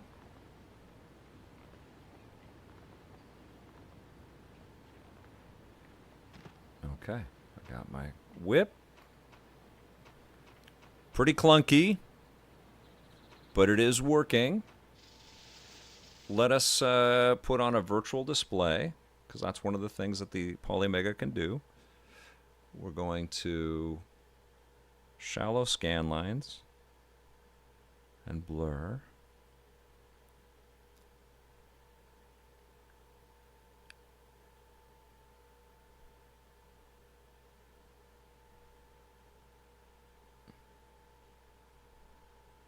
Oh, I can stretch out the aspect ratio as well. Standard 4:3 square pixels.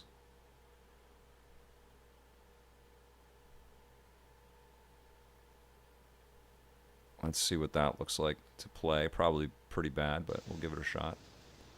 So I can fill out the whole thing. That looks terrible. Okay. Let's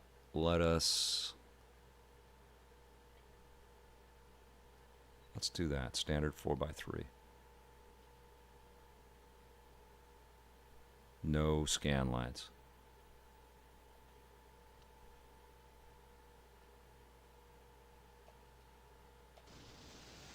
How's that? A little crisper because we're shrinking the pixels a bit.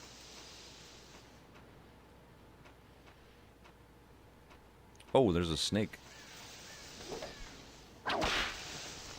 Ow! All right, you son of a bitch. Watch out! I'm stuck. Oh, boy. Dead. Snakes. Why did it have to be snakes? Continue level. Here we go.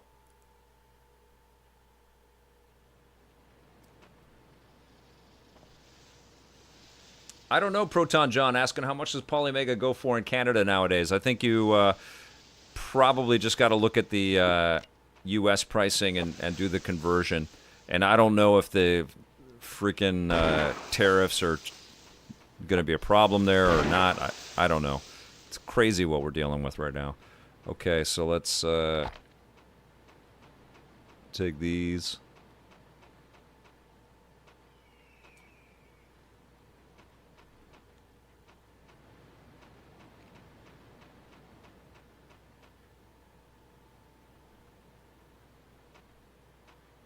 Was that for everything, Wisp? It was like 1K online for the in Canadian dollars to get the whole thing.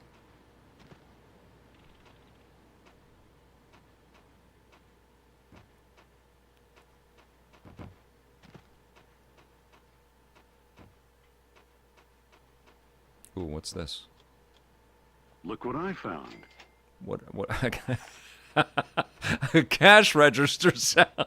That is so not Indiana Jones. Oh, money. Yeah, oh, man. They missed it on that one. Holy moly. I don't know how that got past people at Lucasfilm. There would not be a cash register sound. Come on. Hey, now.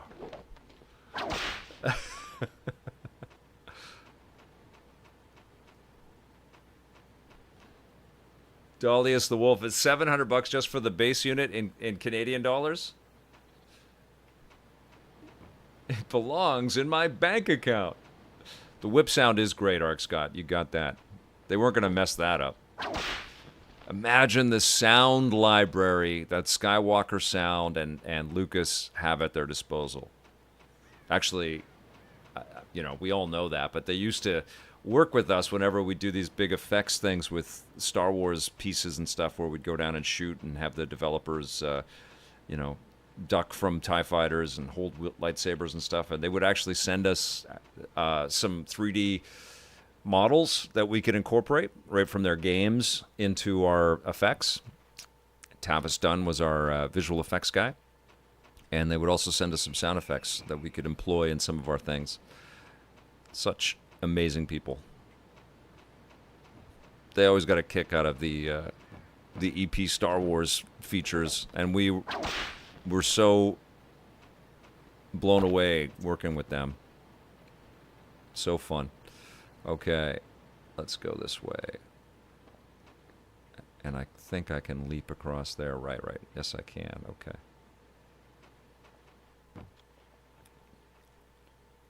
Okay, I'm kind of getting this. I might be able to whip that thing. Magneto, no relation to George Lucas.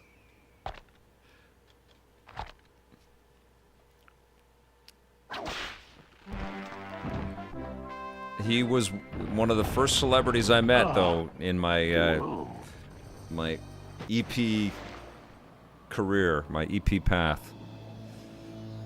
He was at E395.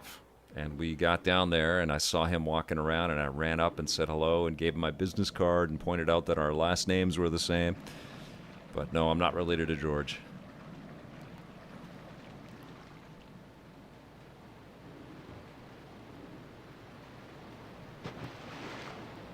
All right, I'm alive. Where's my hat, guys?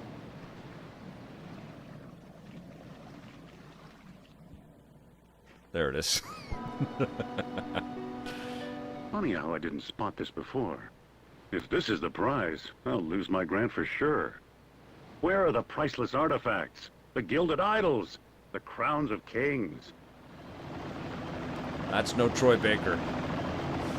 I only said, I only asked Harrison Ford when we're getting, this was Crystal Skull. Good news never travels that fast. Are we getting a Better new get up Indiana Jones movie soon? He said. I think he said we're working on it, and he kept walking, but I did talk to him, and got weak in the knees.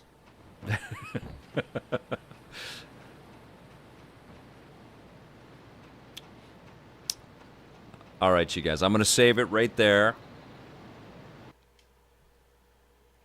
That is a pretty cool classic indie game that I do want to play some more of. And this feels like a pretty good place to play it, actually. Okay, so we're going to do that, and then we're moving on to the next game. So we're going to exit game here. Boom.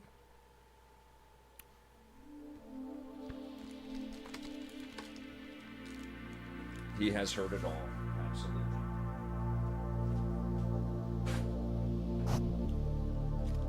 I've just been so blown away by what, you know, his current work is so good. 83-year-old man. After a plane crash and after getting his leg almost torn off by the Millennium Falcon on Force Awakens. All right, Mortal Kombat 4 for the Nintendo 64. There we go, you guys. You ready? Blarcade, I can't wait for Shrinking to come back. I love that show. Oh man, it's so good. Still in the shrink, well, it's not in the shrink wrap, but still in the plastic to protect the cartridge. Plastic cartridge. Okay. There we go.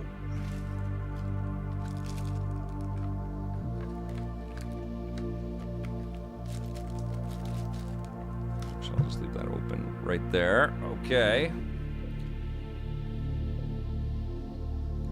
Manage this, add to collection and install. I can't remember how this Mortal Kombat fared. I can't remember if it was well received or not. I just do not recall. Here we go. Is this anybody's favorite? Blarcade says, I rented MK4 a lot. Can't wait for the collection. Yes. Yeah, they weren't too bad, actually. Not too dusty, Arc Scott. Eurocom. Amazing developer. Continue without saving. Here we go.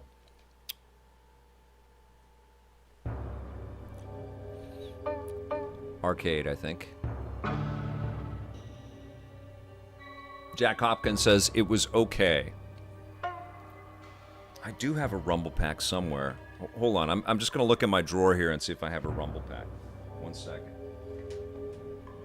I don't know where it would be. Oh my god. Many years of stuff.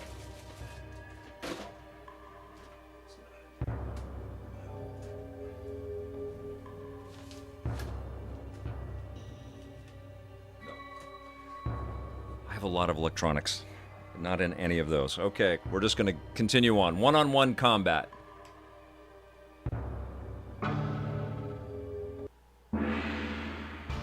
Soul Edge. Yes.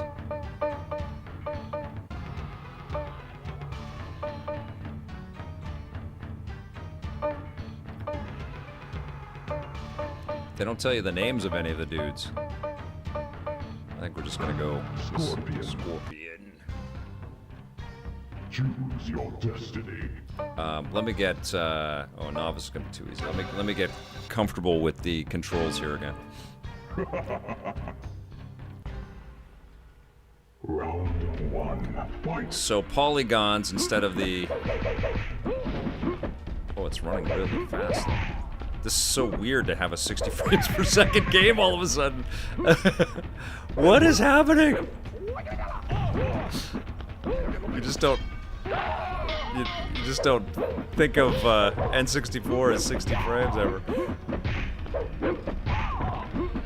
Hold on. I can forget all the moves.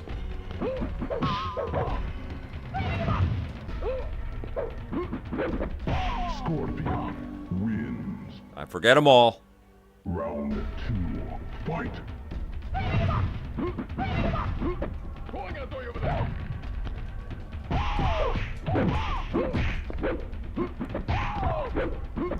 Yeah, that MK collection is going to be amazing. I can't wait. There you go. Okay. I forget them all, guys. I've played a billion games since even MK1. Round 1, fight. Nicholas Maisel. I remember playing this in the student lounge in university. There we go, the classic matchup right here.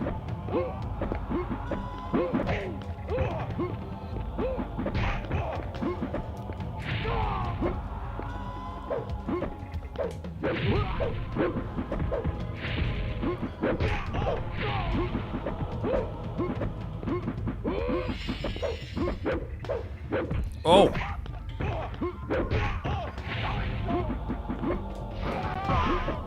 Ooh, there's some slowdown right there. Scorpion wins. Pretty dope. Round 2, fight. I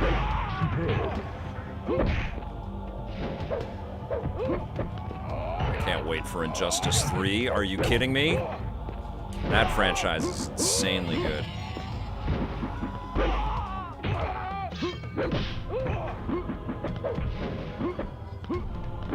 Sub-Zero wins. Oh!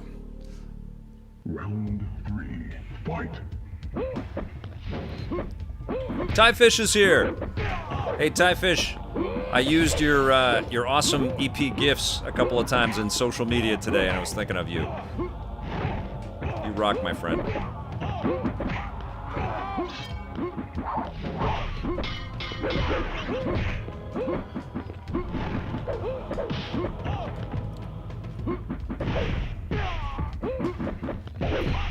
I forget how to do get over here.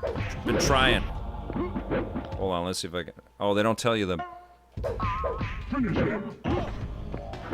Scorpion wins. Injustice 3, I cannot wait. I cannot wait to see it. Round 1, fight. I love NetherRealm. Ed Boon is awesome. That whole team's so cool. Ed Boon is one of the people I've known the longest in the video game industry. Excellent. And he's always just been a super kind, humble, sweet human being. Like just the literal antithesis of the carnage that you see in Mortal Kombat. What is the damn get over here move? How do you pull that off? What is it? I think it's like it's back, forward, low punch. Okay, thank you, Blue Mystic Ninja. Let's see. I think I'm gonna be turned into little bits. Okay. Oh, that's fantastic. Oh man, that's great. Back, forward, low punch. Okay. Oop, nope, not this. Okay. Scorpion. Round 1, fight.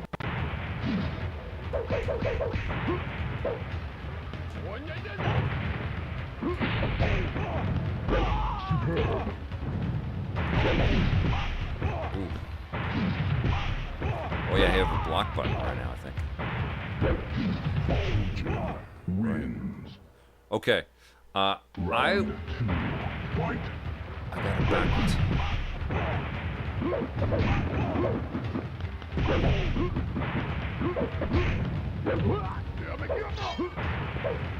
Back in B. Finish him. Fujin wins. He's kicking my ass. Flawless victory. Okay. I'll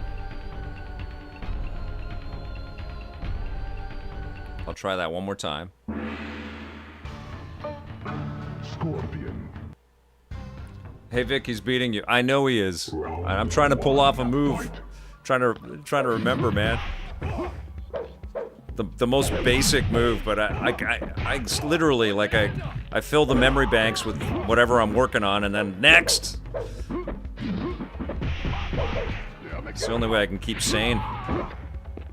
So many freaking stories in my head all the time. Okay. Round 2. Fight. This guy's great, this Fujin. I think it's this.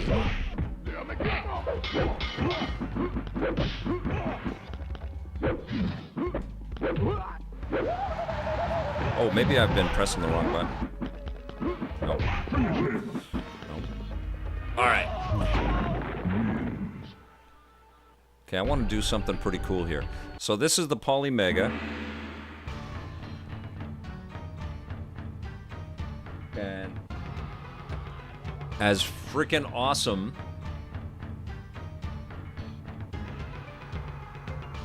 I guess that makes sense from a movement standpoint. Back, forward, button. Come here. Yeah, I guess so, right? Scorpion. All right, I'm gonna try this one more time. Round 1. Fight.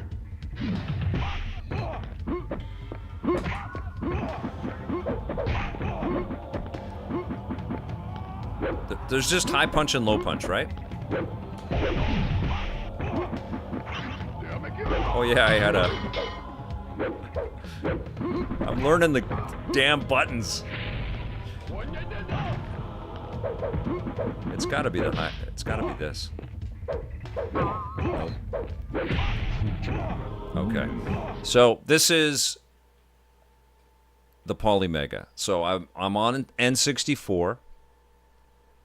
It's back.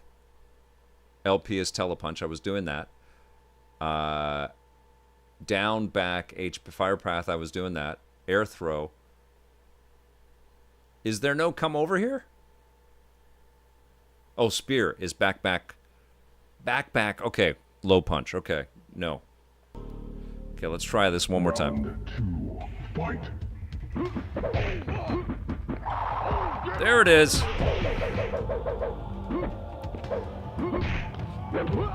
Blarcade to the rescue!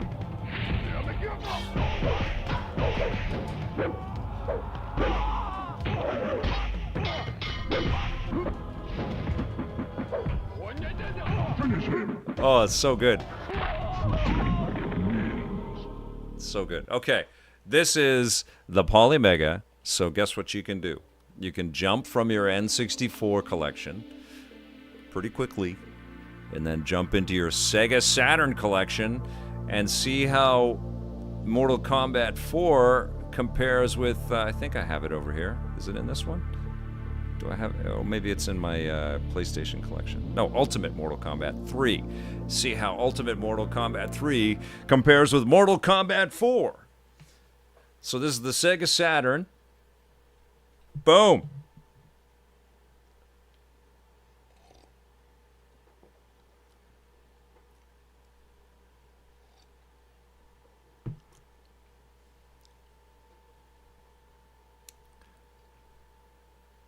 Thank you, Blarcade. So I'm playing with the N64 controller on the Saturn. So actually, it should work out pretty good. This is almost like a Saturn controller. Eurocom made Ultimate Mortal Kombat 3 as well. Interesting. And this will be sprite-based and pixel-based. All right, here we go.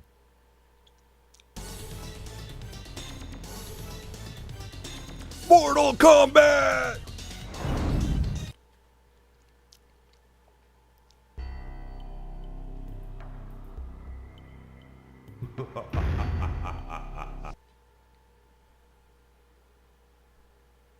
Nicholas Mazel.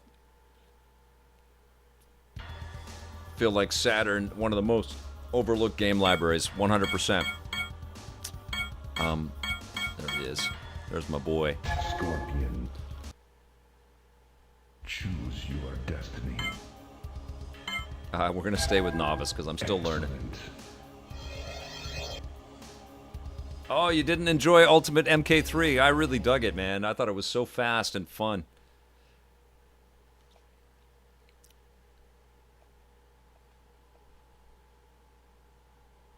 Ace of Bro, now this is Mortal Kombat.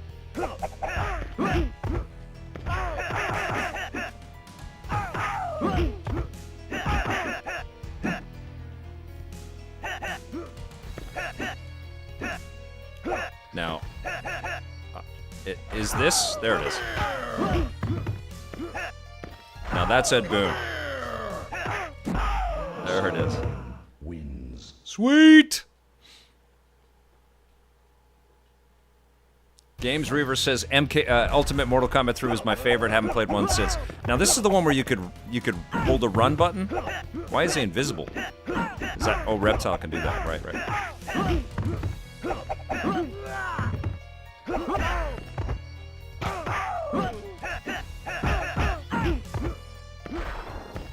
So good. Reptile wins. Oh man, I'm so out of practice. Fight.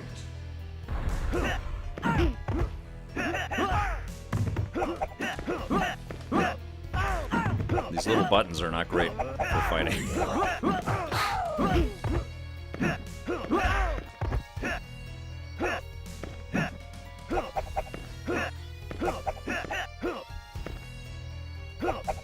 What was the one where you could press a button and run at the...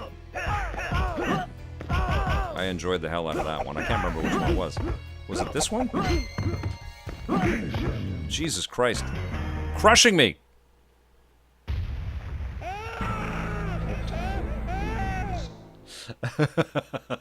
Alright, I think I'd prefer playing Ultimate Mortal Kombat 3 on the Saturn. Babality. That's so cute. Okay, we are gonna exit that. And we are gonna go back to the N64. You see why I dig this machine? Right? These are all off my shelf. And so far, we've got 5 games loaded up. Okay, here we go.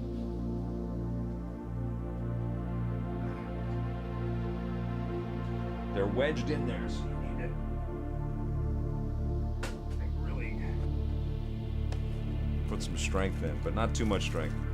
Okay, you guys, are you ready for this one? We got a monstrosity coming up right now.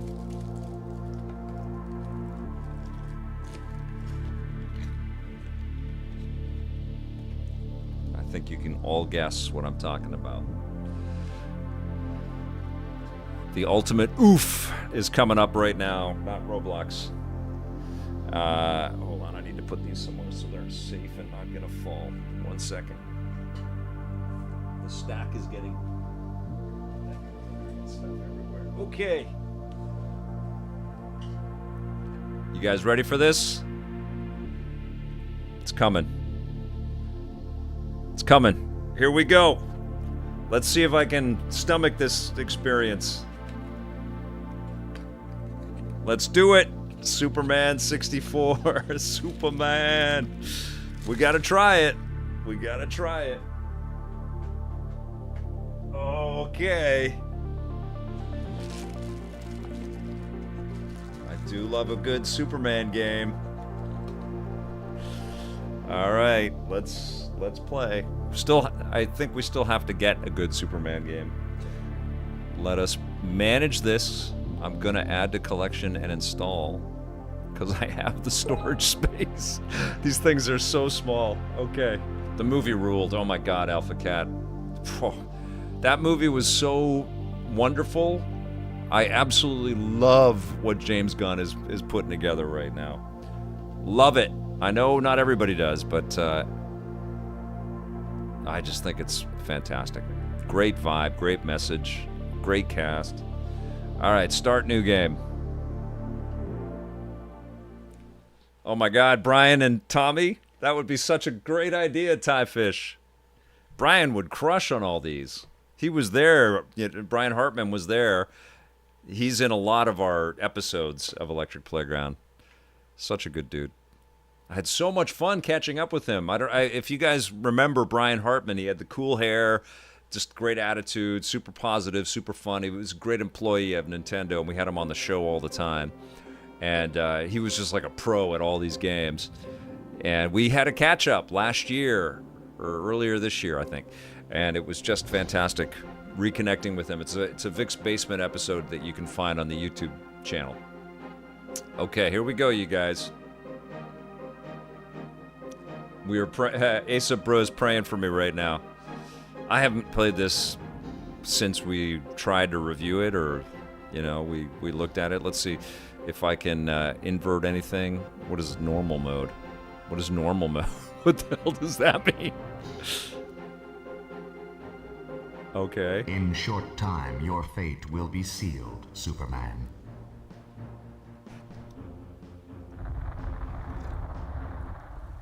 Okay. Then there's no time to waste.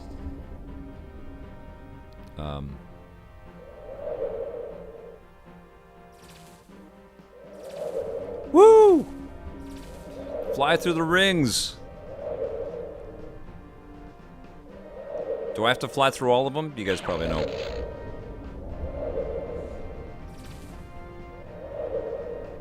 Holy crap. Oh my god. What am I doing to myself here? Okay.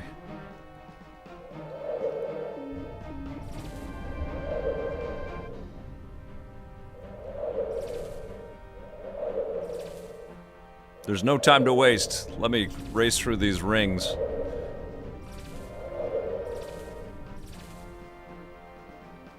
Where's the dog? At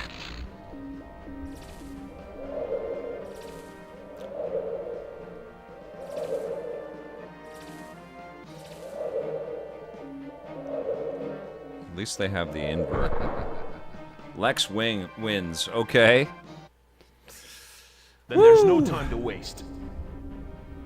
Solve my maze if you want to save your friends. Okay, that's what I'm doing. Your air maze.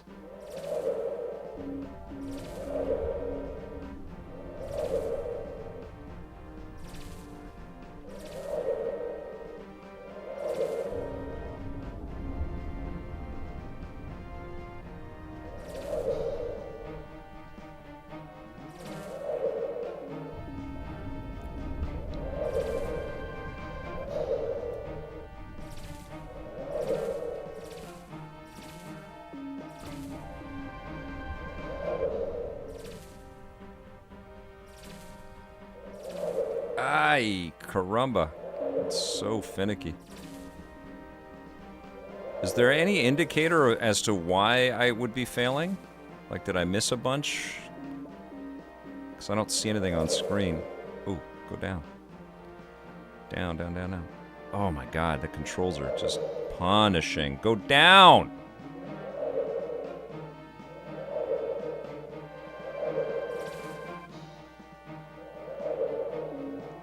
Okay. I feel like they had 45 minutes to make this game.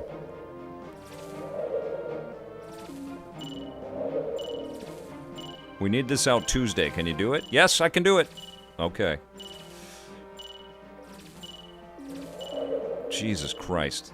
What a disaster. You have a minute to run through all these things here. Whoo! Oh my There's god. no time to waste.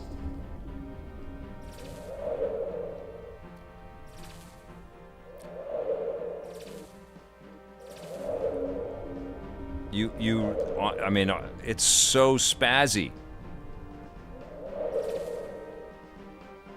Green rings for time.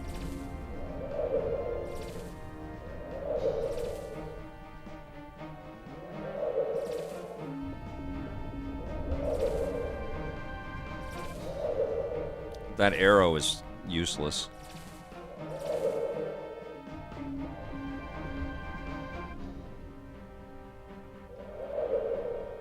This is punishing. Oh my god. Okay.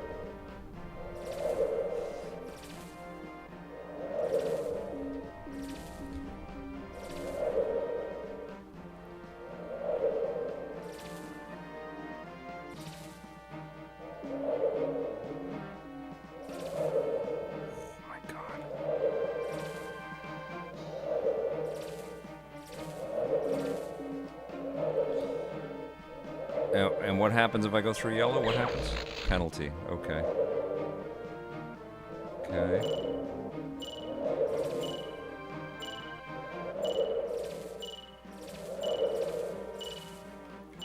How would you finish this? It goes on forever. How would you finish that? It's so stupid. Okay, last one. Then there's no time to waste. Did you beat the game, Blarcade?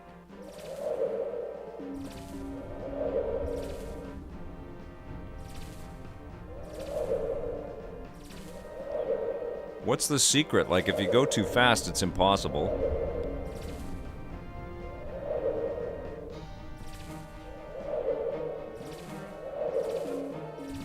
Oh my god. No, this is just insufferable.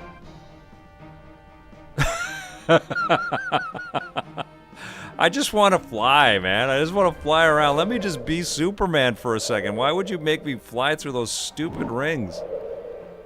What a terrible beginning.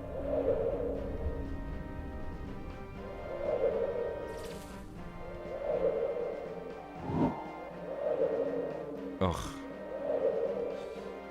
The secret. If you want to save your friends, fly through the maze. Yeah. They're fine.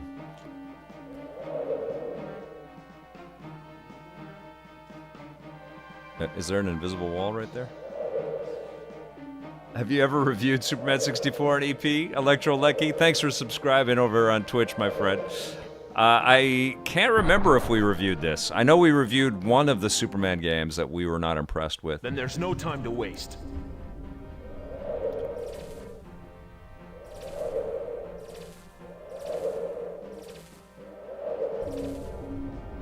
I don't think we did this one. We might have reviewed it on the website. We made 13 episodes a year for a few years, which, you know, allowed us to cover a lot, but not everything that was released.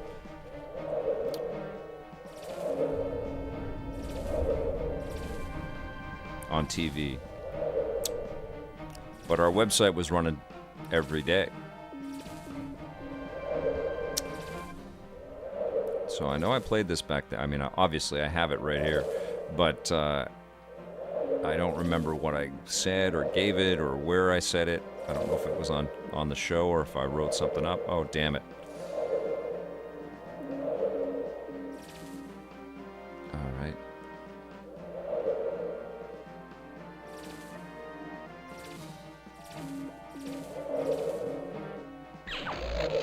Ooh, shit, man. This is hard.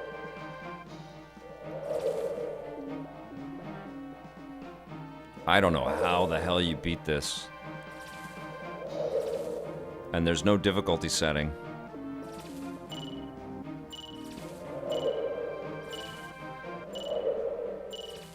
It just goes on forever.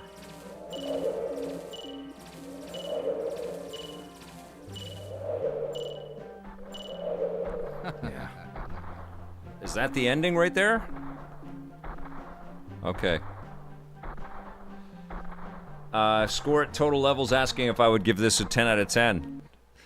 If frustration and anger was the criteria, like I would give this a 10 out of 10 for frustration and anger. How's that? Oh man, that sucks. Okay. Display cinema. Display normal. Oh, that's pretty cool. Display 0. Why would you want 20? Why would you put that in your game? Who would want 20? Oh my god. Why would you want 20% of the screen to be? How is that a? Oh, that's so ridiculous. Yeah, I want 20%. This is not hard enough or frustrating enough. I want to make it the size of a postage stamp as well. Let's see how fun that is. What the hell were they thinking? I feel like this was their first time they made a game here. Everybody was drunk on this development team. Who would want to play the game like this? Who would want to play the game is probably where you would finish that question. Then there's no time to waste. Oh my god. That is so silly. I like this widescreen idea, though. That's pretty smart. Story and controls. Lex Luthor trapped Lois, Jimmy, and Professor Hamilton in a virtual world. Superman has no choice but to enter this world to rescue his friends.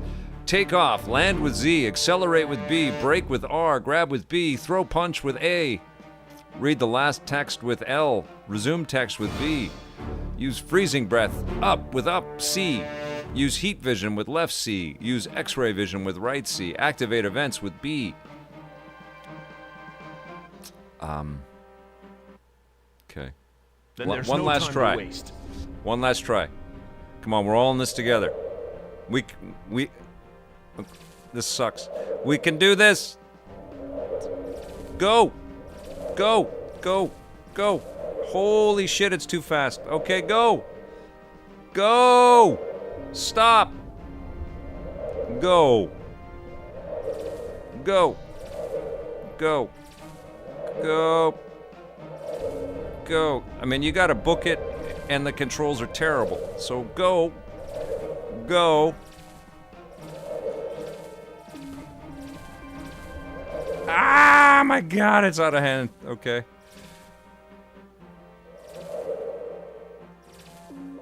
Yeah, you cannot slow down in this game. Holy shit. No. What's happening? I'm on the ground. Go up. Oh, this is so bad. Oh my God.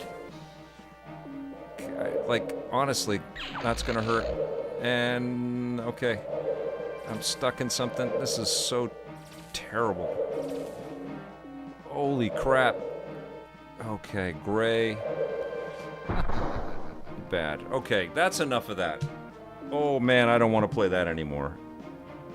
Luckily, it's on my hard drive. Oh my God.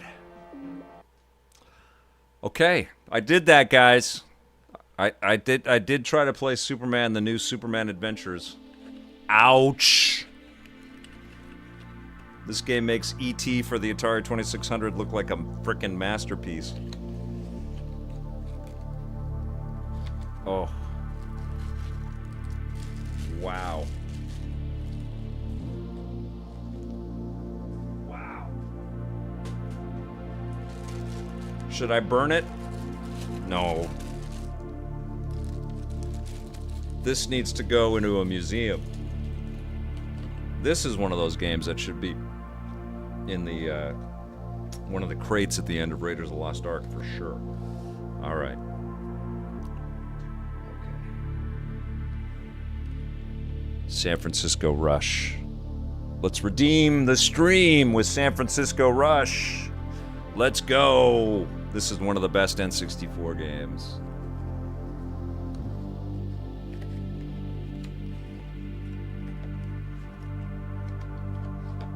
Here we go. Midway. What is this? Is there water on this? How did that get there? Why is there water on this? Did I salivate on this thing? I might have salivated. Where's the controller? Right here.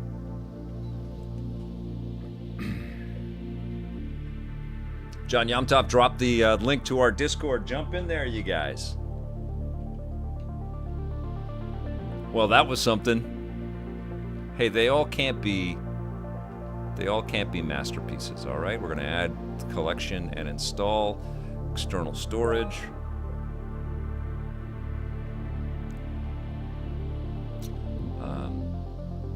Confirm. There it is. So now I have, what do I have? 7 N64 games in my collection right now. Pretty cool. Body Harvest I did not bring out today. We on the Discord, Xenocratios. I have the guys have been collecting suggestions for N64 streams. So please go to the Discord and I'll go there, and one of these Saturdays after EP Classic I'll jump on and we will play some more of these N64 games. Today it is about using this thing, playing some of the games, streaming it, showing you some of the functionality, and I picked out 10 games to kind of test this thing. Only thing we've had an issue with was Blast Core not loading up properly. Oh, to play this game. What are we playing? Beta compatibility at settings, game console settings. Interesting. Okay, so this is new. I like this. Okay, so exit the game. Enable beta compatibility at settings. Okay. Exit game. So we got to go. That's cool, guys. System. Settings. Game console settings. N64 settings. There we go.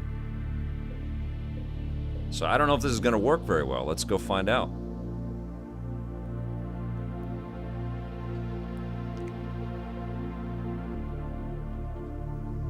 Such a cool machine, right? Like being able to bounce through eras like this. Okay, let's see if this works.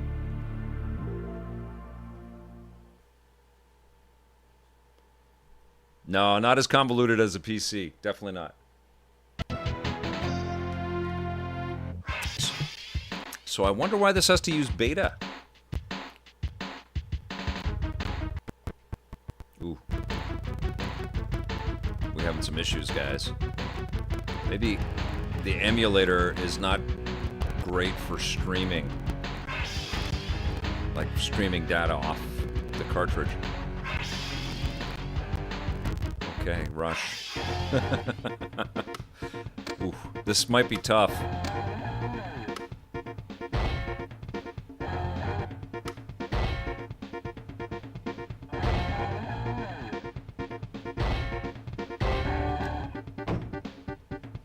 I don't have a controller pack, so I can't create one. Enter code, new circuit.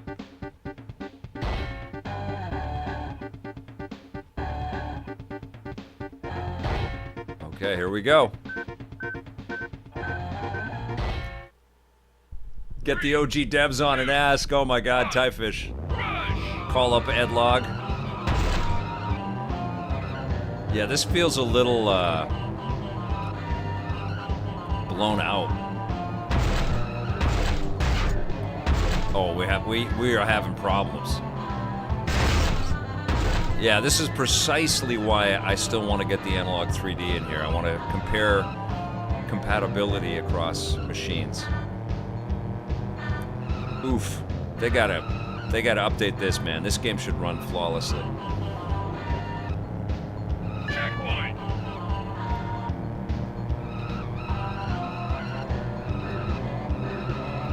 This is like the precursor to Crazy Taxi and Burnout Paradise.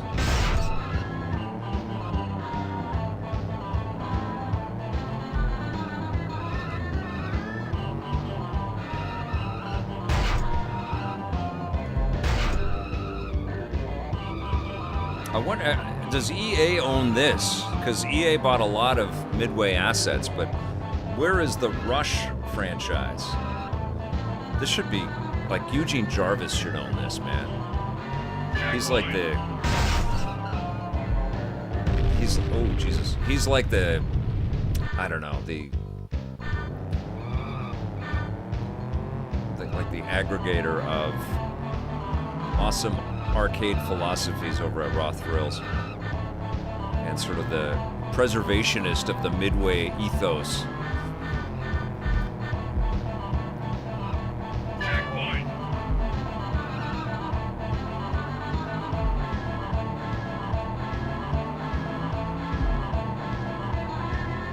Oh, how would you know that that wall is there the first time?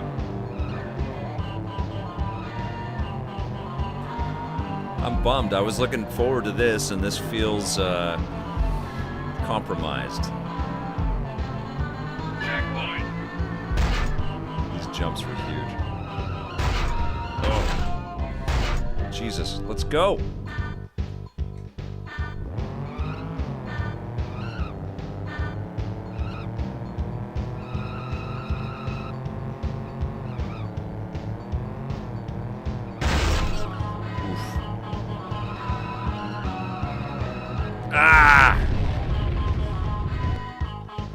Handling I'm not getting yet.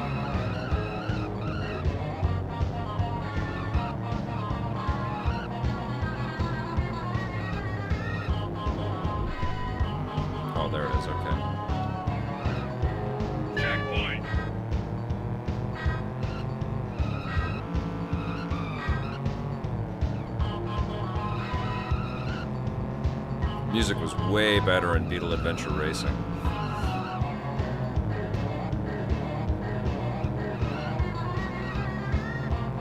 Gauntlet Legends is here, chat. I farted.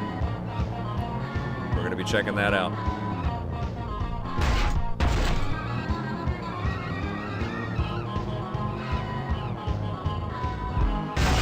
Chat, I farted is a name. I'm not admitting something. Bonus time.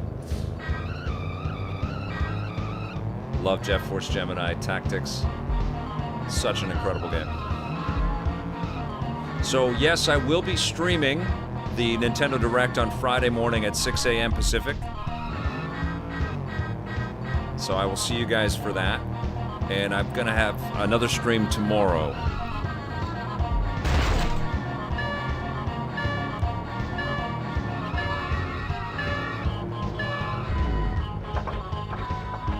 All right. That's a bummer. I wanted that to be awesome. That was not awesome. Oh well, maybe they will patch it. Okay, so we're going to quit this one. I mean, I got it working. We're going to quit that one.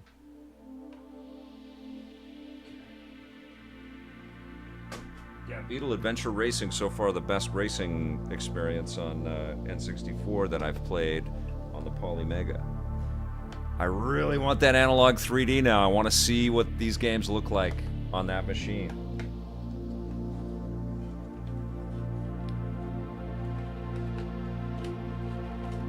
And whoever owns San Francisco Rush, get it re-released on Nintendo Switch Online.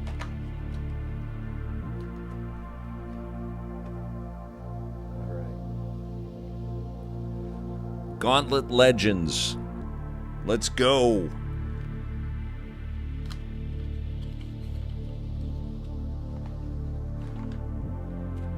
Jack Hopkins, we are doing the Direct on Friday. Heck yes. All right.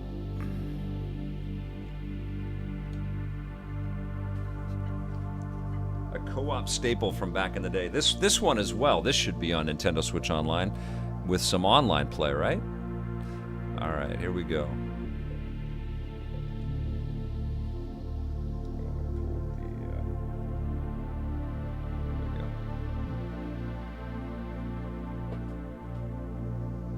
Okay. External storage. Sweet, so fast. Show and collection, so we have 8 games now.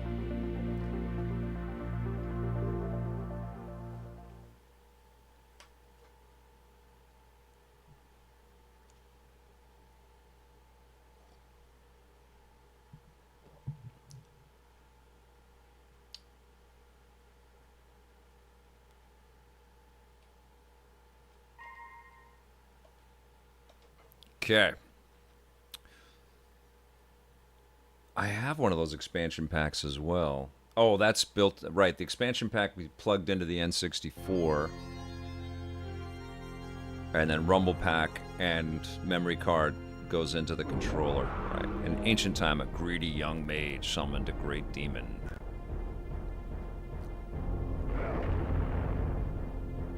These are all from my personal collection games, Reaver. This is why the Polymega was such an enticing idea for me.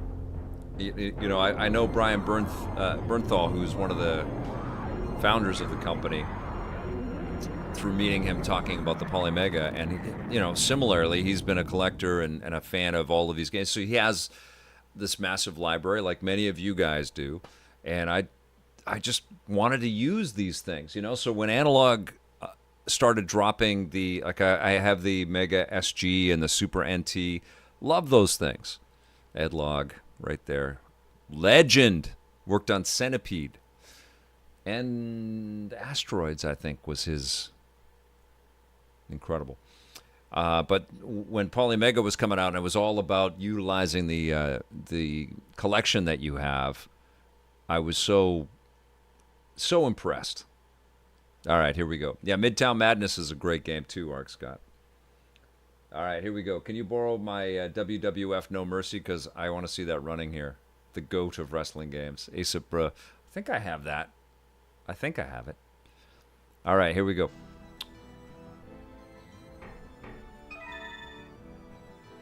Join game. I know this is much better as a multiplayer. I should play this with my kid. I don't know if she would appreciate it. Oh, you can play as different wizards. And there's a secret. Lots of secrets. Okay, let's play as a... I'll play as an archer.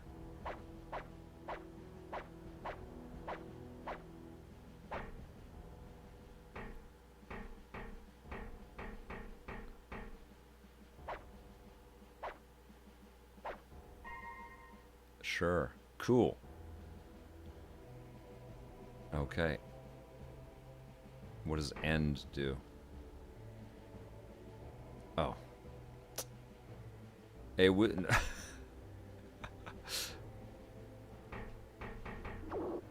okay, new. I actually like that name. But I don't know if it'll randomize it. Archer. And then start. Okay, done. And here we go. It's so fun to be able to jump between games like this, right? Skater Fat Cat 13 had this on Dreamcast and it took a long time to unlock all the secret characters in the game. All right, Papina. All right, Scorn has sealed my gateways with his evil magic and trapped my powers inside of magical obelisks hidden in each world. Free my power from these obelisks so that I can open the other worlds to you. With my last spell, I opened the mountain kingdom. Scorn's forces have hollowed out the ancient volcano Eucerberus and hidden one of the 4 shards there. Find a way into the volcano's core and recover the first of the 4 shards you'll need. Your quest begins. Here we go.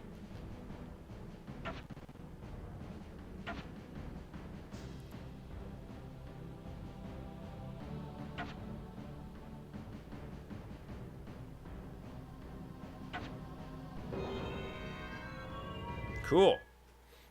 My God, I can't even remember this. I mean, I know we reviewed it. It's been so damn long.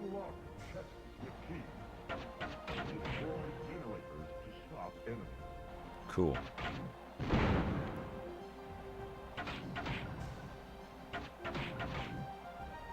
Is there a key right over there? Okay. Now, can I do any... Oh. I feel like I should be able to roll.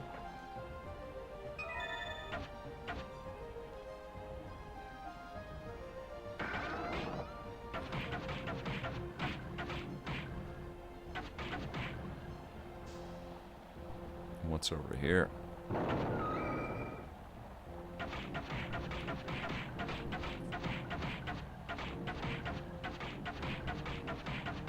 This gameplay would still rock in 2025. 3 obelisks are hidden in the Mountain Kingdom. Activate them all to free Summoner's powers. This is like, we need more couch co-op games like this. Who owns Gauntlet?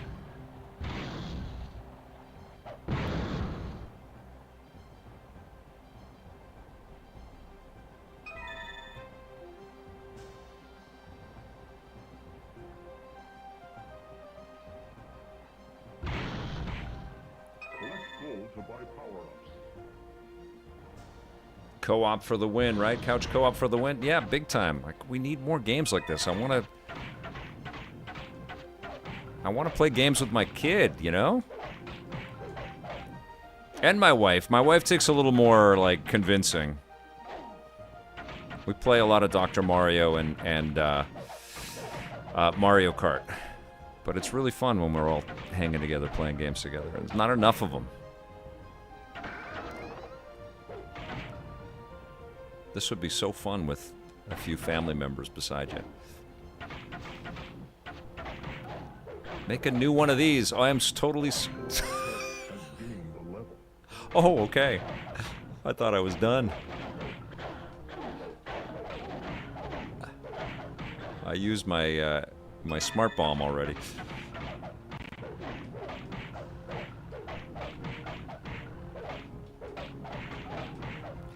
Can you believe Superman had a put your display down to 20%? Like, who the hell thought that was a good idea? That just kills me. It's like, do you want to just turn off the display because this game is ass and you don't even want to play it? We can do that. Okay, I gotta kill the. There it is. Okay, I'm not paying attention. Oh. Oh yeah. When you gain a level, do I gain some health?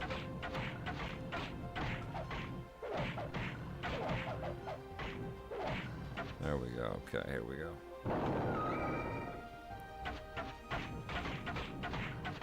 Pretty cool, man. This is fun.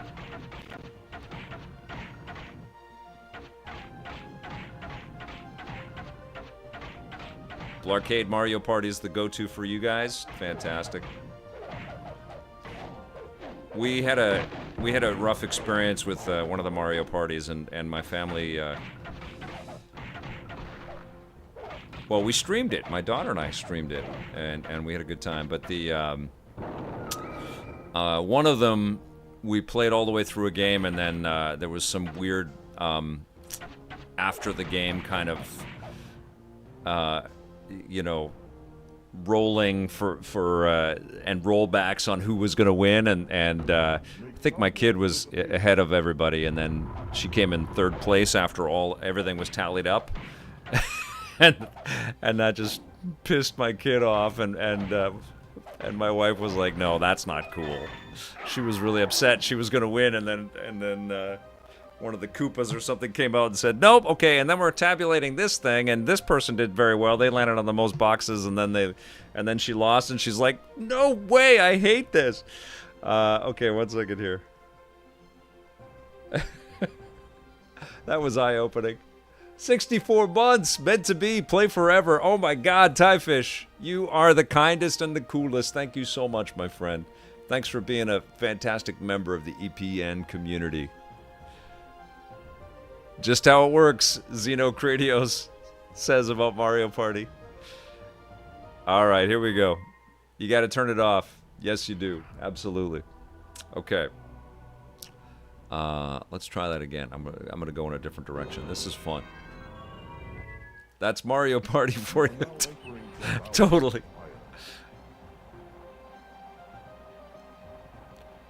Tough to explain. I think she was like 9 when that happened, and she was like so excited that she was gonna win, and nope. It was like the rug being pulled out from under her. Screw that. Cool.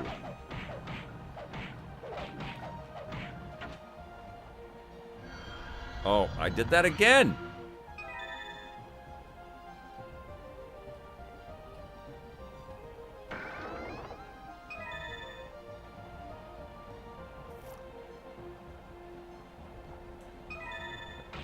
I feel like I need more control options in this. You know what I'd like to stream is the Ultimate Alliance games. I love those games. Okay, 3 obelisks are hidden in the Mountain Kingdom. Activate them all to free Summoner's power.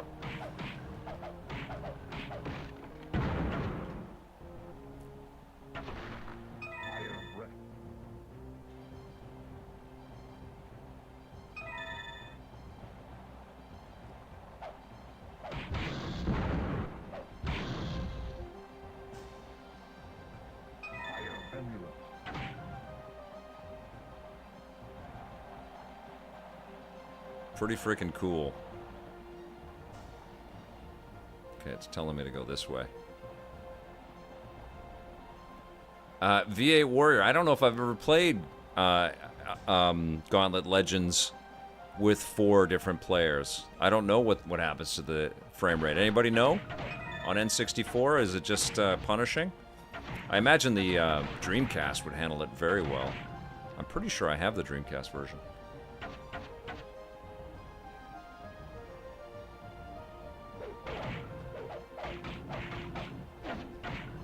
What happened with Charlie Kirk? Camel.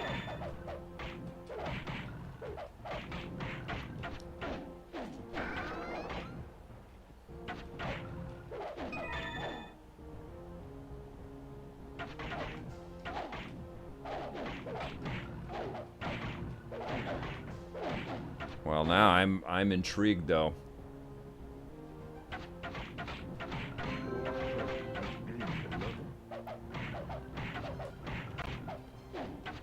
Wisp, thanks for stepping in there, man. Ty Fish, you rule, my friend. Thank you for the super chat.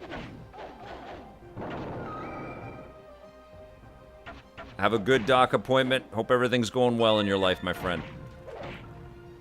You're getting a little EPN heart right there. Bam. Thank you. All right. Jesus, okay. Back up, back up. This is no joke.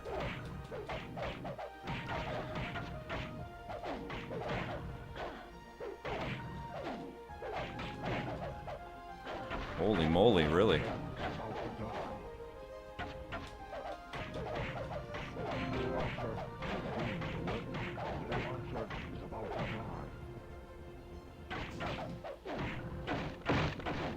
My archer is about to die. Come on. Dorg channel. It's pretty cool, right? It's real. The Polymega feels kind of impossible, honestly. Like, it's not perfect. I don't think anybody would say it's perfect, but it's so convenient. It's so cool. Red switches are off, green are on. The switch arrow points towards what it affects. A lot of goblins. Yeah, this is insane. All right. What's Ty Fish mean? Hurry along, Judgment Day season game recap. I'm working on it, you guys. I'm working on it. We are trying to get all the reviews on the run and Judgment Day content on the channel. And I want to celebrate it just like we're celebrating EP Classic. Because we made a lot of television. Oh my goodness. Okay, we have failed. All right. Didn't get far, but that's a nice little taste of Gauntlet Legends. I'm definitely going to coerce my kid to play some of this with me. It does look like it would be a lot of fun with extra people, right? Okay, so we're going to quit. And we are going to quit the game. Exit the game. Bam. I love the clean aesthetics of everything.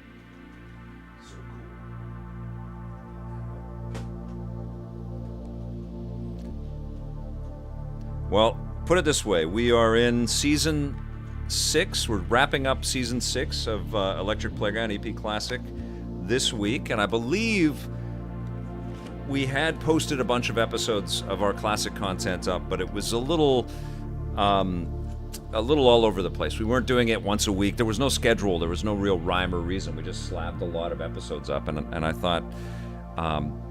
when the school and I were working out the relationship, UTM and I were working out the relationship, I thought there is a way to kind of put these out and celebrate them and also create some kind of a uniformity to all of it. And, okay, we are moving on to Buck Bumble, you guys. Anybody remember this Ubisoft game? I think it was Ubisoft. Yeah, Ubisoft game. Very quirky. Fantastic music. You play a bumblebee.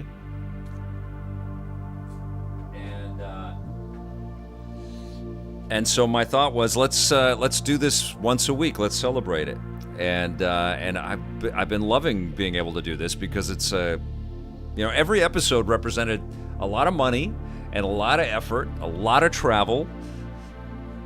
Hundreds of hours essentially went into every episode of Electric Playground. Even when we went daily, when you combined all of the efforts of everybody involved, it was a lot of effort. And I don't like that we live in such a saturated media space where everything is just so ephemeral and so many people just do this, which is great, but there's a lot of effort to edit something and to go on location and to wrangle an interview and to coordinate and to spend all day in a studio and to try to eke out the best 3 minutes and And that's what we did, man. We did that. We did that every week, and we did it every day eventually. And I thought, okay, well, if we're going to put these episodes together again, I want to celebrate every single one of them. And that's kind of what the EP Classic is doing, and that's absolutely what I want to do with Reviews on the Run and Judgment Day as well. It takes a lot of work. Okay, this game has some stellar music, and I remember the ads, too. This game is awesome. Or in my memory it is. Let's see how it is in 2025. Let's add to the collection and install. Go to external storage. I put almost all the games on the SSD. Okay, here we go. And just for those that are just tuning in, thank you.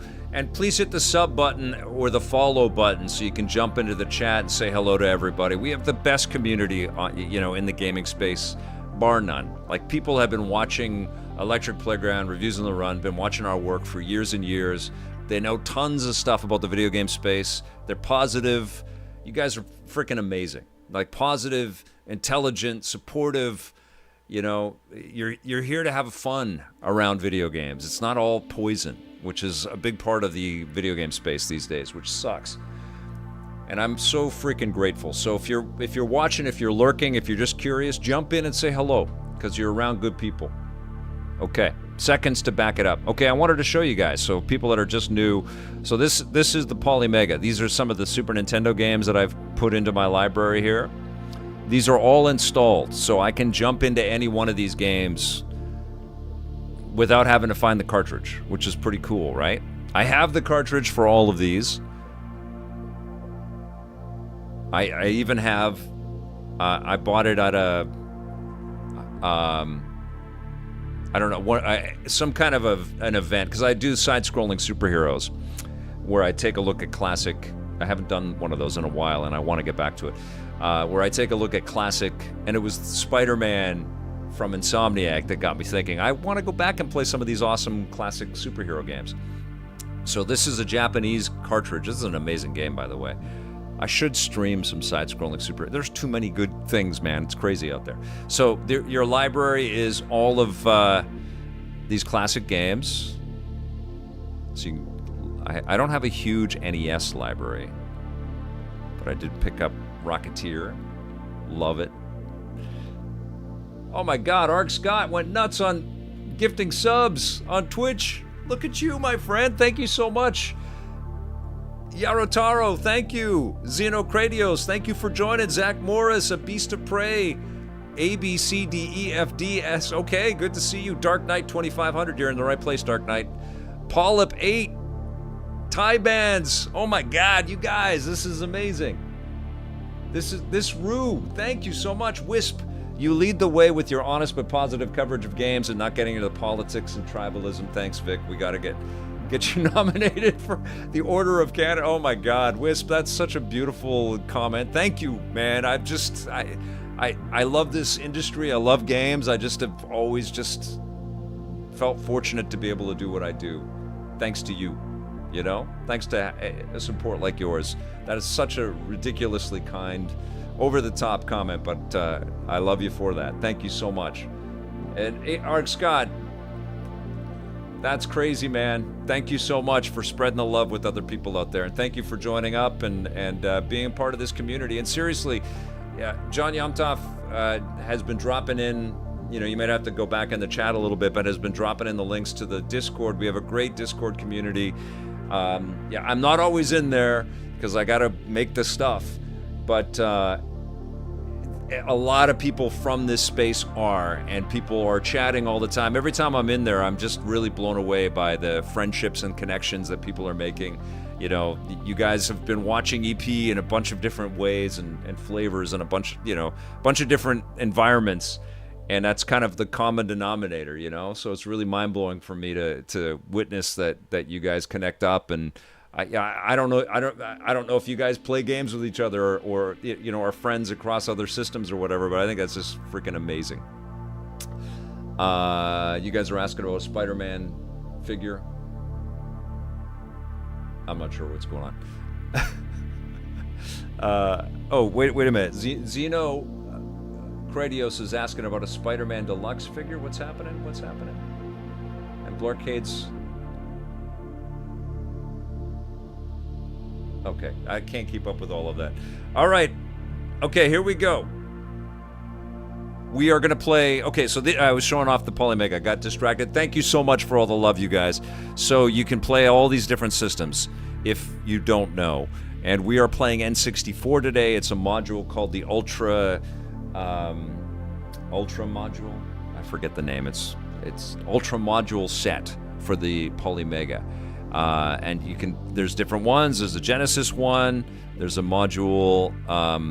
Sega CD is part of pack-in stuff, Saturn, PlayStation, Neo Geo CD, and TurboGrafx CD. 32X is even included in there, which is pretty cool. PlayStation, I think the Genesis module also includes 32X compatibility. So you just pop the cartridge in, which is pretty rad.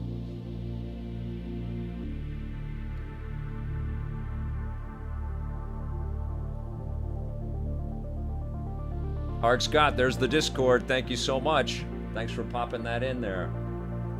Do I think they will have a Dreamcast module? The Dreamcast used different discs, GDs or something that they were called. They weren't CDs, they weren't DVDs, they were GDs or something. And so the proprietary nature of that, I think, makes it a little tricky. I don't know, man. What I would like to see... it would be amazing, right? Like, we should be able to go to our Dreamcast collection and pop it into a modern system that's hooked up to an HDMI source on our receivers or television sets. It sucks that it's clunkier than that, and it should be easy, and that's what I love about what Polymega has done here. But I don't know, like the technical hurdles plus the horsepower that the emulation would require. I don't know if the Polymega, as it exists, is capable of that. I'm not sure.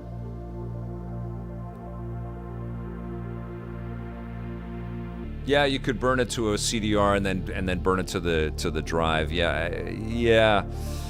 I don't know. That's a good question. I know that they would like to. I think that the vision board for Polymega is to kind of acquire the partnerships and the abilities to be able to give players access to all of their collection. I think that would be amazing.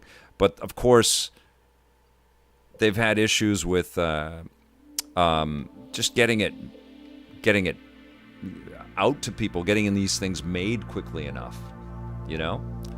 All right, here we go. Buck Bumble, and I think that's a problem for any smaller electronics idea right now, because of now we're dealing with tariffs, but the supply chain issues through the pandemic really caused a lot of crazy upheaval, and Polymega was right in the middle of that.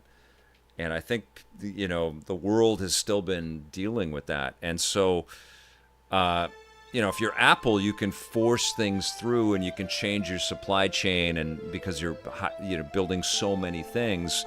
But if there's supply chain issues in different parts of the world and you're constrained and you're dealing with these sort of external realities, you sort of work with the biggest customers first, and the smaller ones, companies like Polymega, get kind of shafted.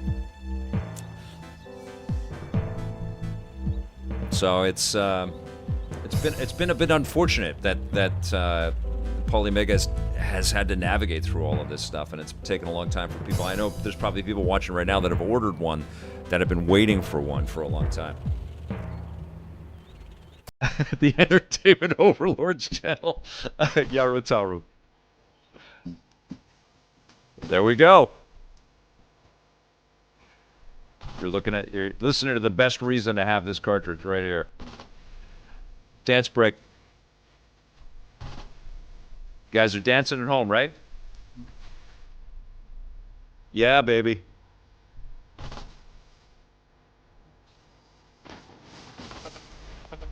I don't know the words. It's just awesome. Man, I would see this in concert. Bumble. This is amazing, right? This blew my mind.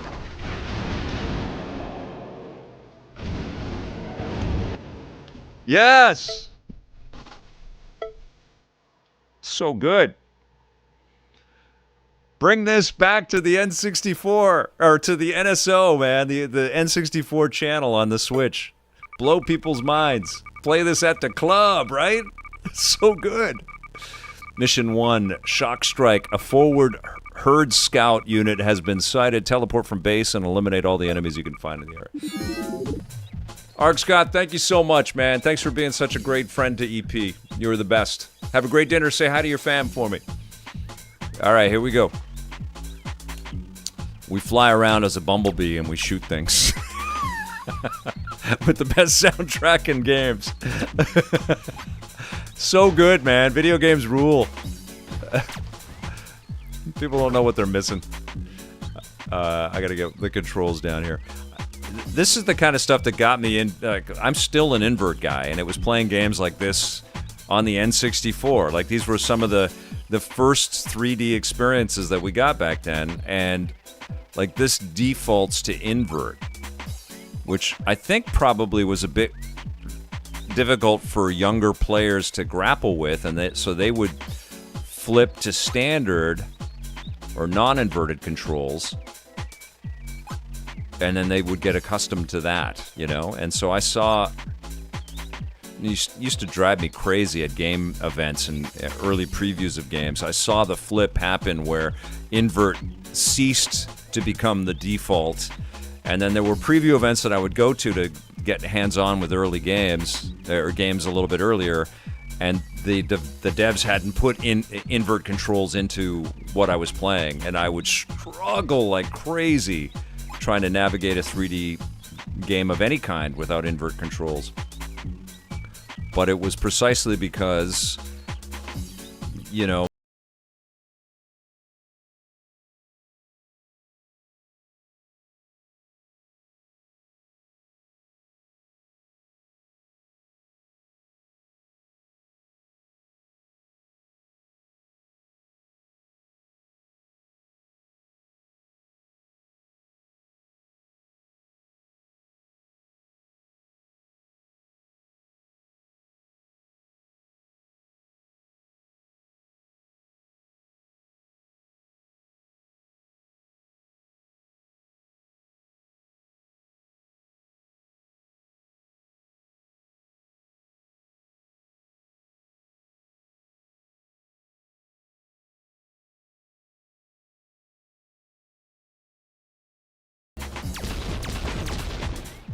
kill those freaking wasps.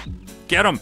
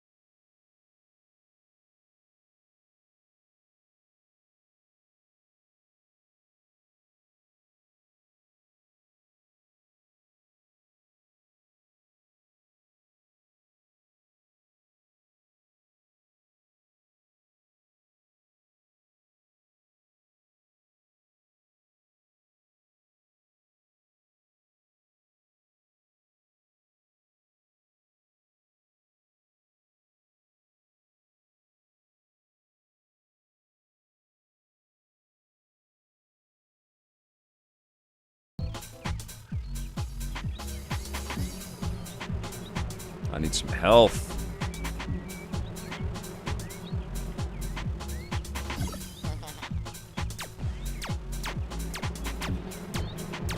I wonder if the theme song is supposed to be like Buck Bumble singing it.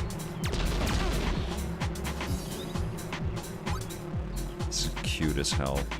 Little bumblebee with his own theme song. It's amazing.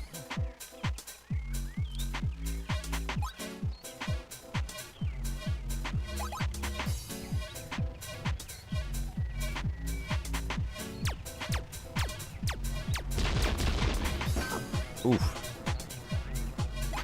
Ooh, I'm almost dead. That's why it's... Okay. Some health would be good. Where can I get some... Oh my god, what is this?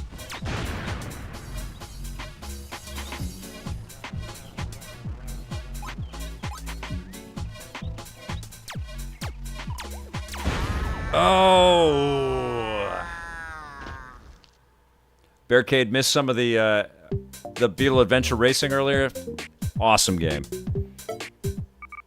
Most of these have been pretty fun. The only one that really disappointed was Superman, and honestly, San Francisco Rush on this machine is not the best. But it was a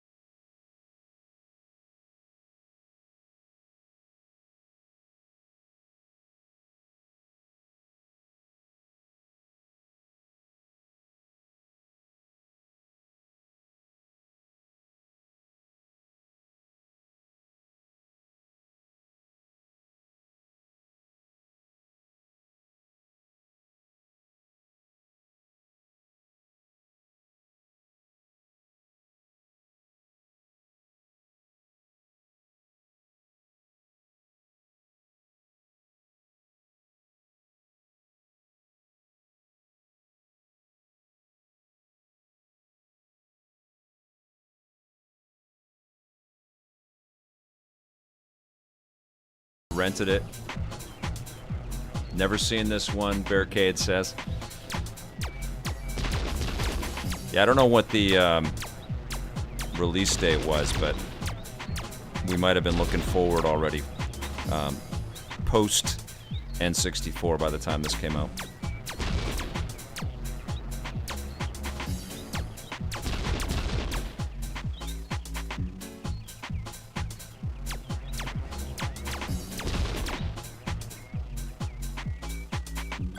Don't quite know what the objectives are right now. Am I just trying to wipe out the invasion? Maybe that's all I'm doing.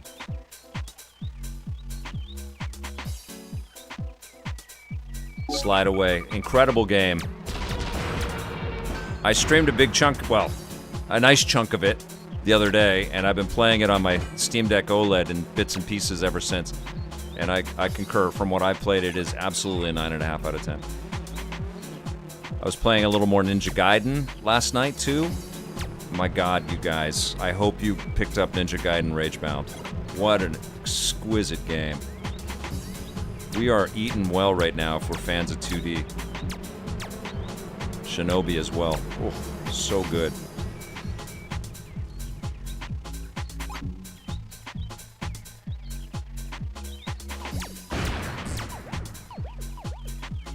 I don't know what I'm doing.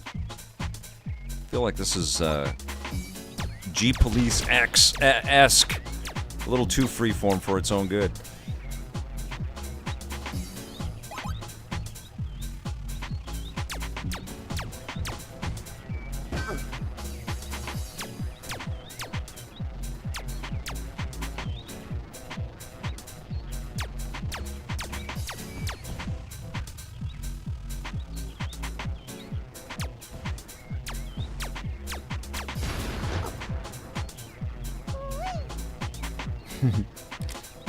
Oh, there's a new gun. Okay.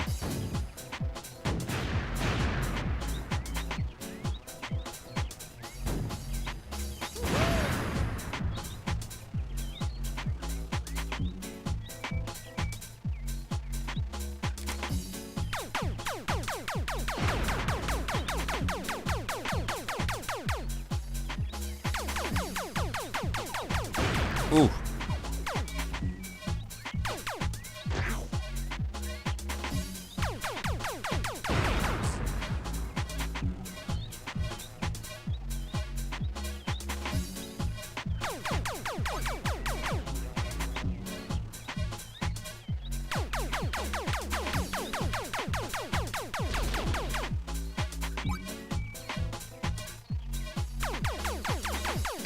these things. Ah! Took out 2 of them.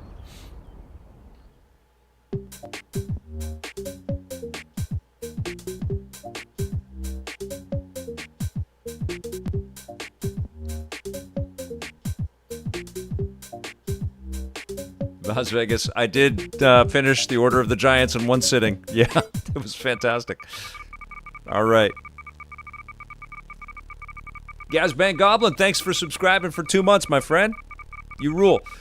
Buck Bumble was reviewed in the November 98 issue of EGM. It got a 7, a 6, and 2 6.5. The worst feature was that it can be frustratingly difficult at times. Interesting.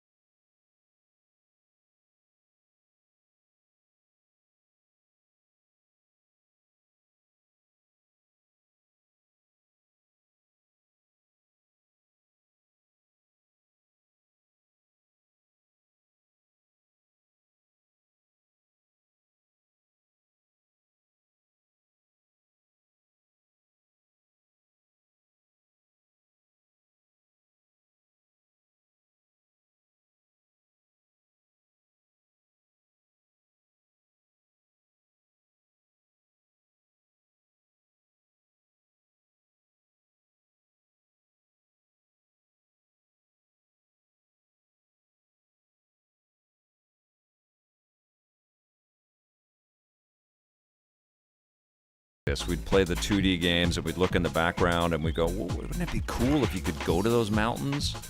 And then suddenly we could. And they've just been improving that fidelity and that experience year in, year out.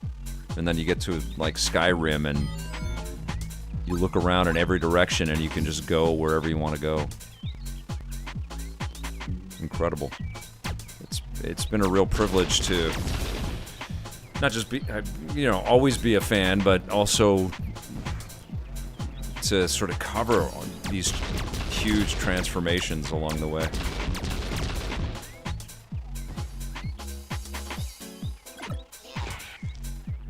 Oh, and you can crawl around on the ground too. It's so cool. Yeah, great little character, man. Yubi's got something here. They could. It's so obscure. Maybe that's a plus, though. They could kind of revisit this. Build something brand... I mean, that's what Yubi's got to do, too, as well. We were talking about EA earlier. It's like the hits handcuff these companies, huh? They make so much money for their shareholders, and they go, well, I guess this is all we can make now. But Yubi experimented. They used to try a lot of really clever things, and it'd be cool for them to find their way back to that.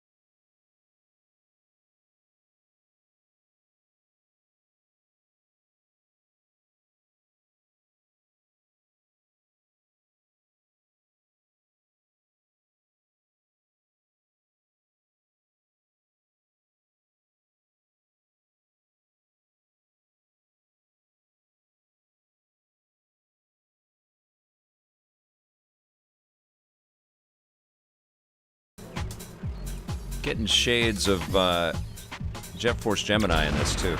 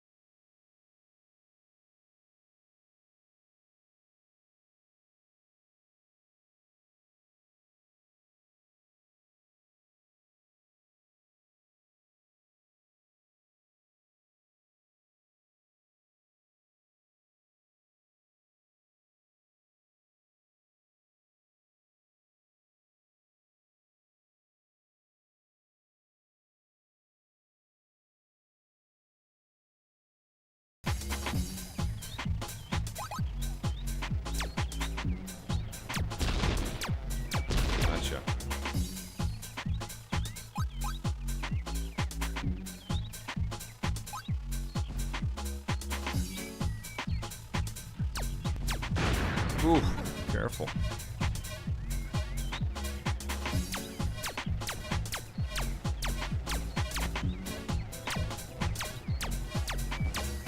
Did I not blow these things up? Have I only blown them up by running into them?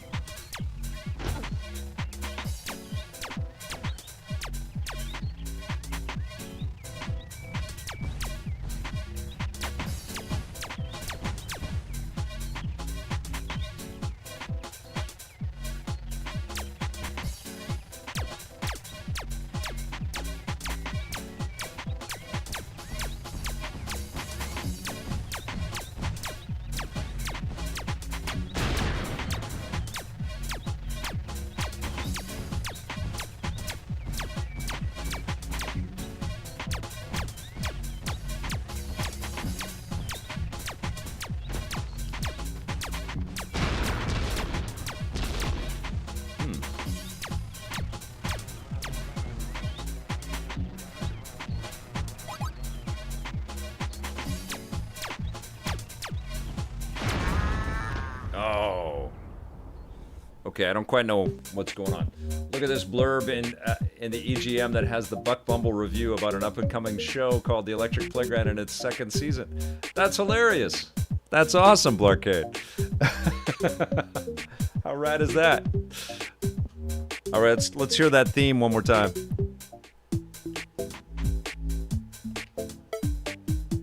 Hey. All right, here we go. Here we go, guys.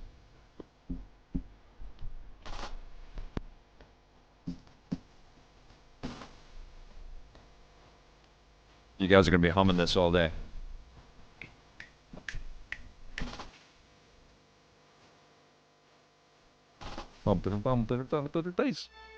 Oh! So good!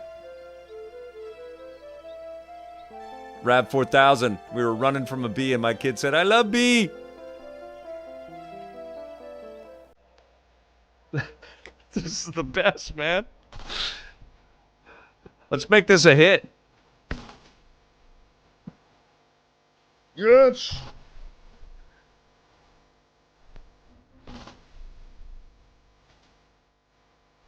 Love it. Bump to the base, to the bump to the base. Bump to the base. Bump to... Oh my God. This is so freaking good. Oh man, I don't want to stop it. All right. I'm going to stop it. Okay, exit game. And we're going to take Buck Bumble out. I got one more. We're all very familiar with this next one. Seminal, essential game coming up.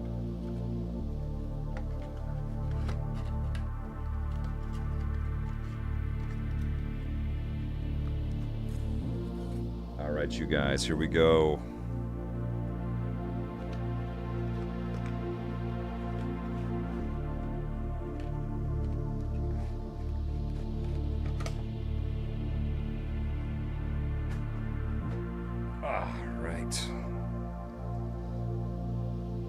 Oops.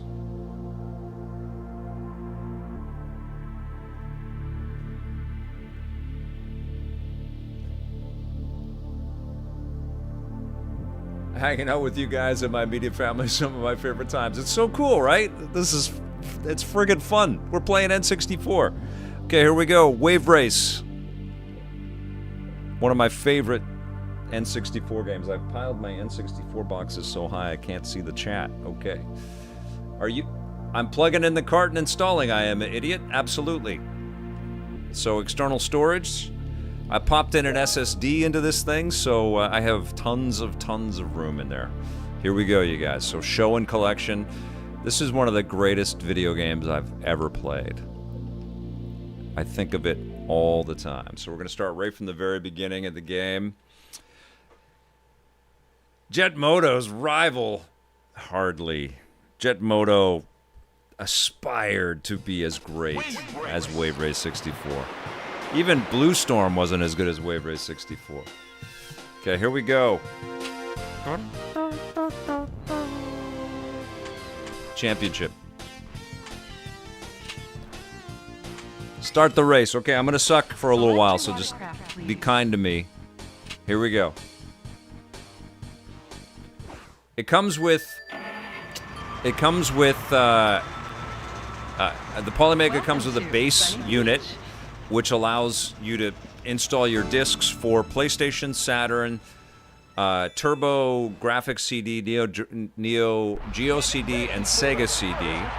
So 5 consoles as the base unit, and then you get these optional modules that you can purchase for the various cartridge machines. So NES, Super Nintendo, Genesis, and 32X,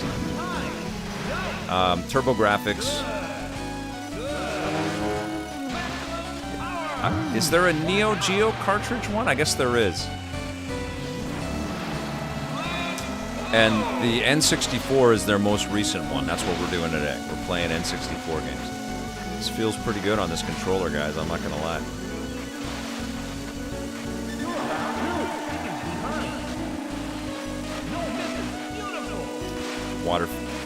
Water physics are incredible in this. And somehow the frame rate helps this game in a way for some reason, you know? Like, I think there is this weird reality. Not that I've ridden on boats and we've gone pretty fast on the water, but it almost is like time is different when you're on the waves, you know?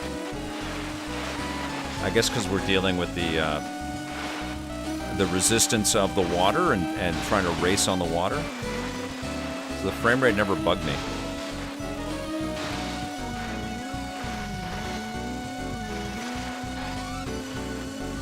I would like to see a super cleaned up, modern, new game in the Wave Race franchise.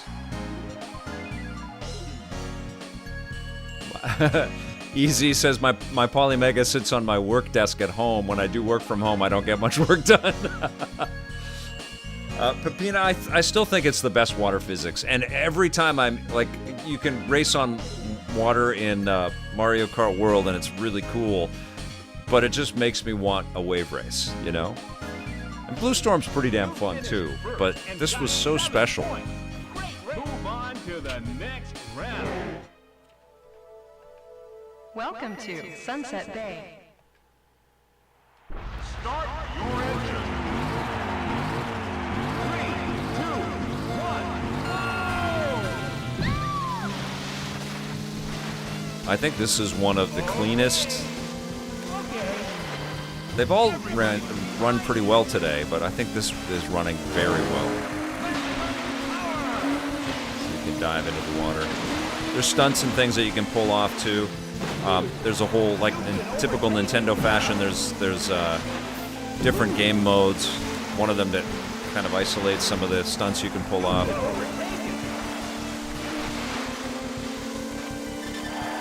So good, man. This was a real showcase for the analog controls as well.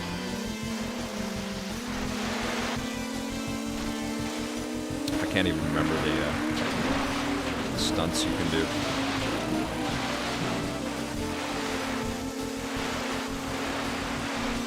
I love this game. Became obsessed with it.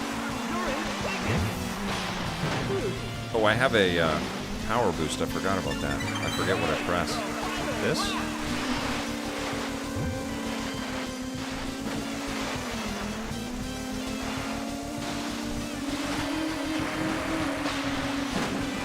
What do I press? I forget.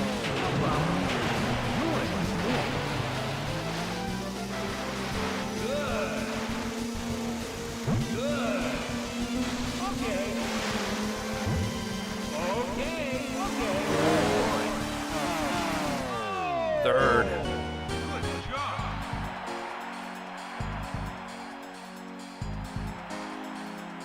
Check my blue sky tags. I will. Tie fish. Absolutely. Got 2 points. Pretty good. It's pretty rad, right? I knew this would be a fun stream today. I've got some new stuff for tomorrow. Welcome to Drake Lake. I've got a, you know, it's like a choose my own adventure kind of path, because I've got a few different games that we could take a look at.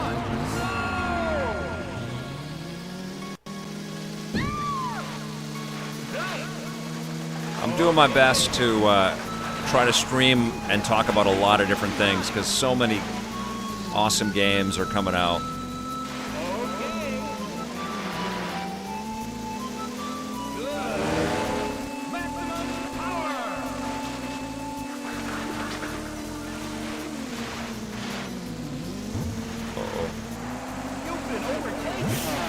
This is hard. No problem.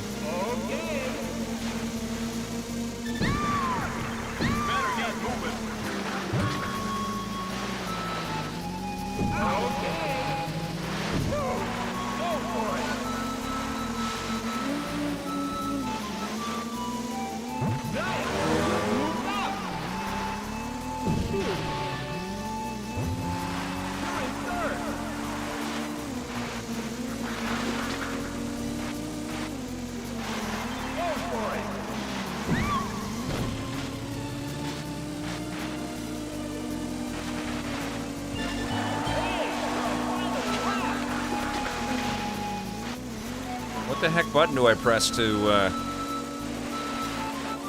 hit the turbo button? Do I have turbo in this? I can't remember. I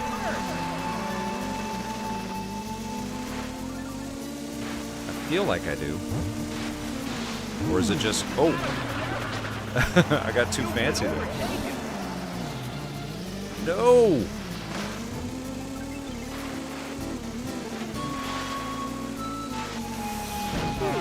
Oh, no, no, no, no!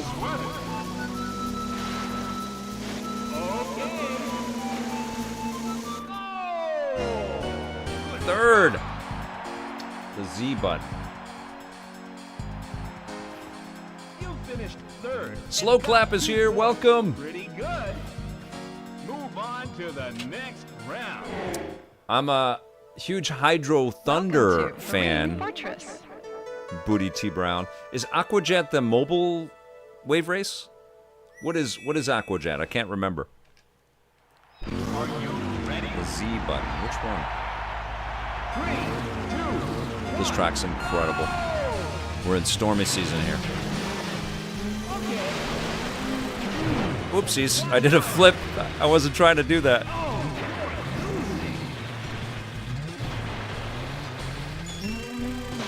Oh, I'm so far behind. Let's go.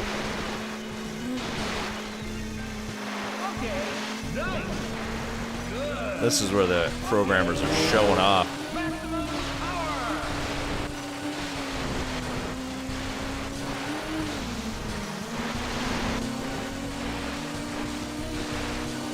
Good old catch-up logic.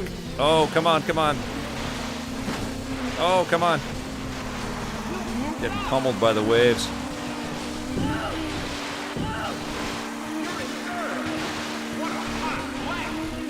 Oh, there's a way to jump there, but I can't remember how to do it. Oh, there it is. Okay. You just take the waves and go for it.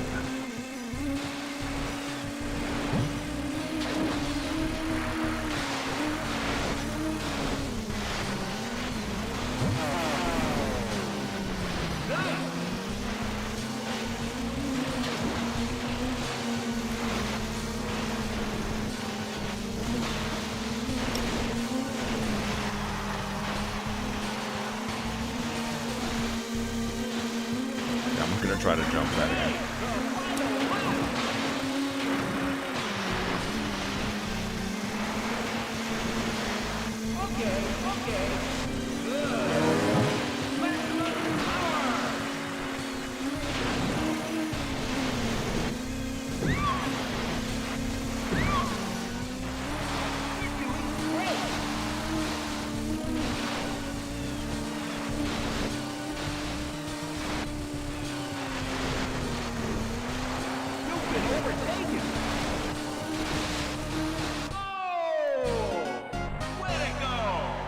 All right.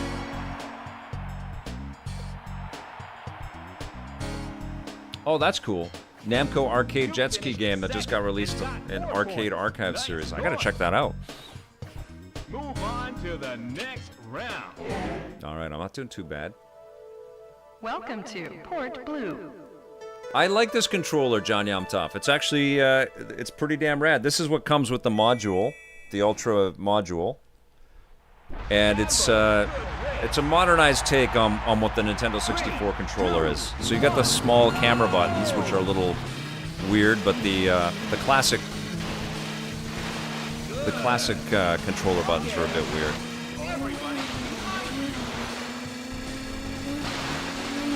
Isn't this game incredible? Like, irrefutably incredible.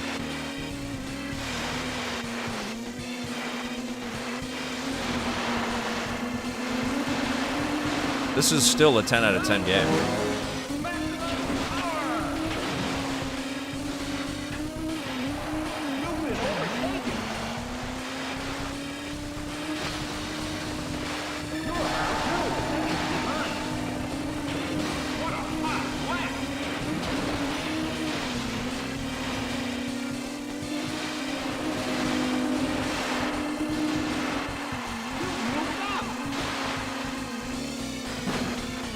Oh, Jesus. The cool thing is you can play this on your Switch if you've got a, or Switch 2 if you've got a expansion, Nintendo Switch Online expansion pack sub. And it's good. They've done a good job emulating it and porting it to the Switch.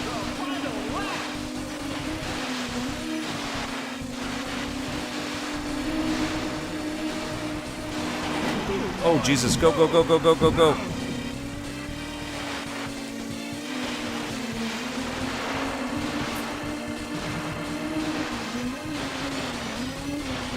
No, I'm on the outside. No problem. Go, I'm on the outside, but I got it. Yes. I did it. The Shindu version, which supports Rumble, NSO version of Wave Race 64, is the Shindu version. Very cool. Is Xbox planning to release Forza on PS5? I'm jonesing for some racing. I think that's happening. You finished first and got 7 points. It is kind of like a Saturn version. Yeah, it's like a Saturn take on the N64 controller. Move on to the next round. Welcome to Southern Island. Final round. Here we go.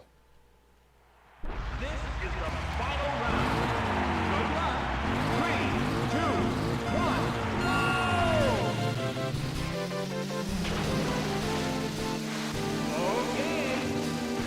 Okay. Wow, you left everybody behind. Good. Nice. Maximum power.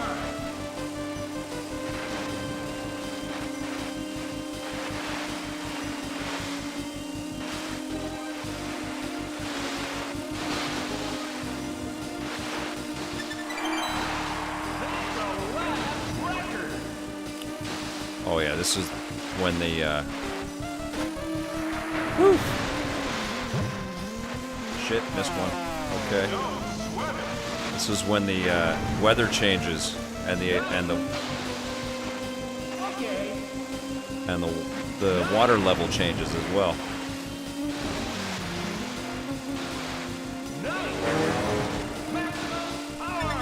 Absolutely mind-blowing in 1996. I'm on the sand.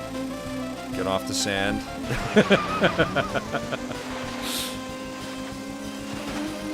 Get off the boat. Oh! Missed the jump. Go! I think you can go under the boat if you time it right.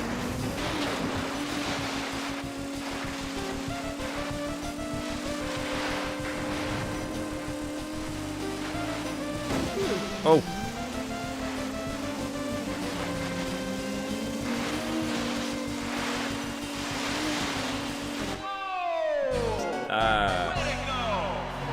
So I think I lost. Let's see. You finished second and got 4 points. Nice going. Let's see. Yeah, I lost by 1. Damn it! What happens when you're in second place? Yeah, there was definitely input lag on Wave Race Blue Storm, wasn't there?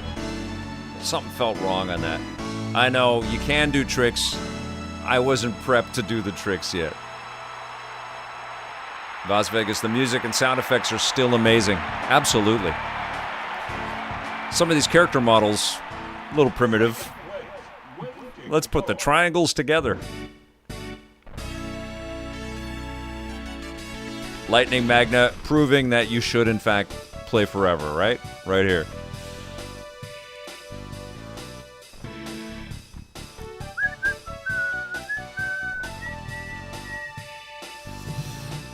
All right, you guys, that was super, super fun.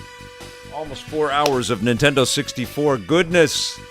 Thank you guys for watching. Thank you for being here. Thank you for becoming new subscribers and new followers of our channels. You guys are awesome. Spread the word about Electric Playground. I hope to see all of you guys for EP Classic Season 6, Episode 13. We are going to E3 2001 this weekend, Saturday morning at 9 a.m. Pacific. Before then, I've got a stream tomorrow, and on Friday morning, we are streaming the Nintendo Direct together, and we are going to have a reviews on the run up on Friday as well. Thank you guys. Thank you for joining me. We will see you soon, and until then, play forever.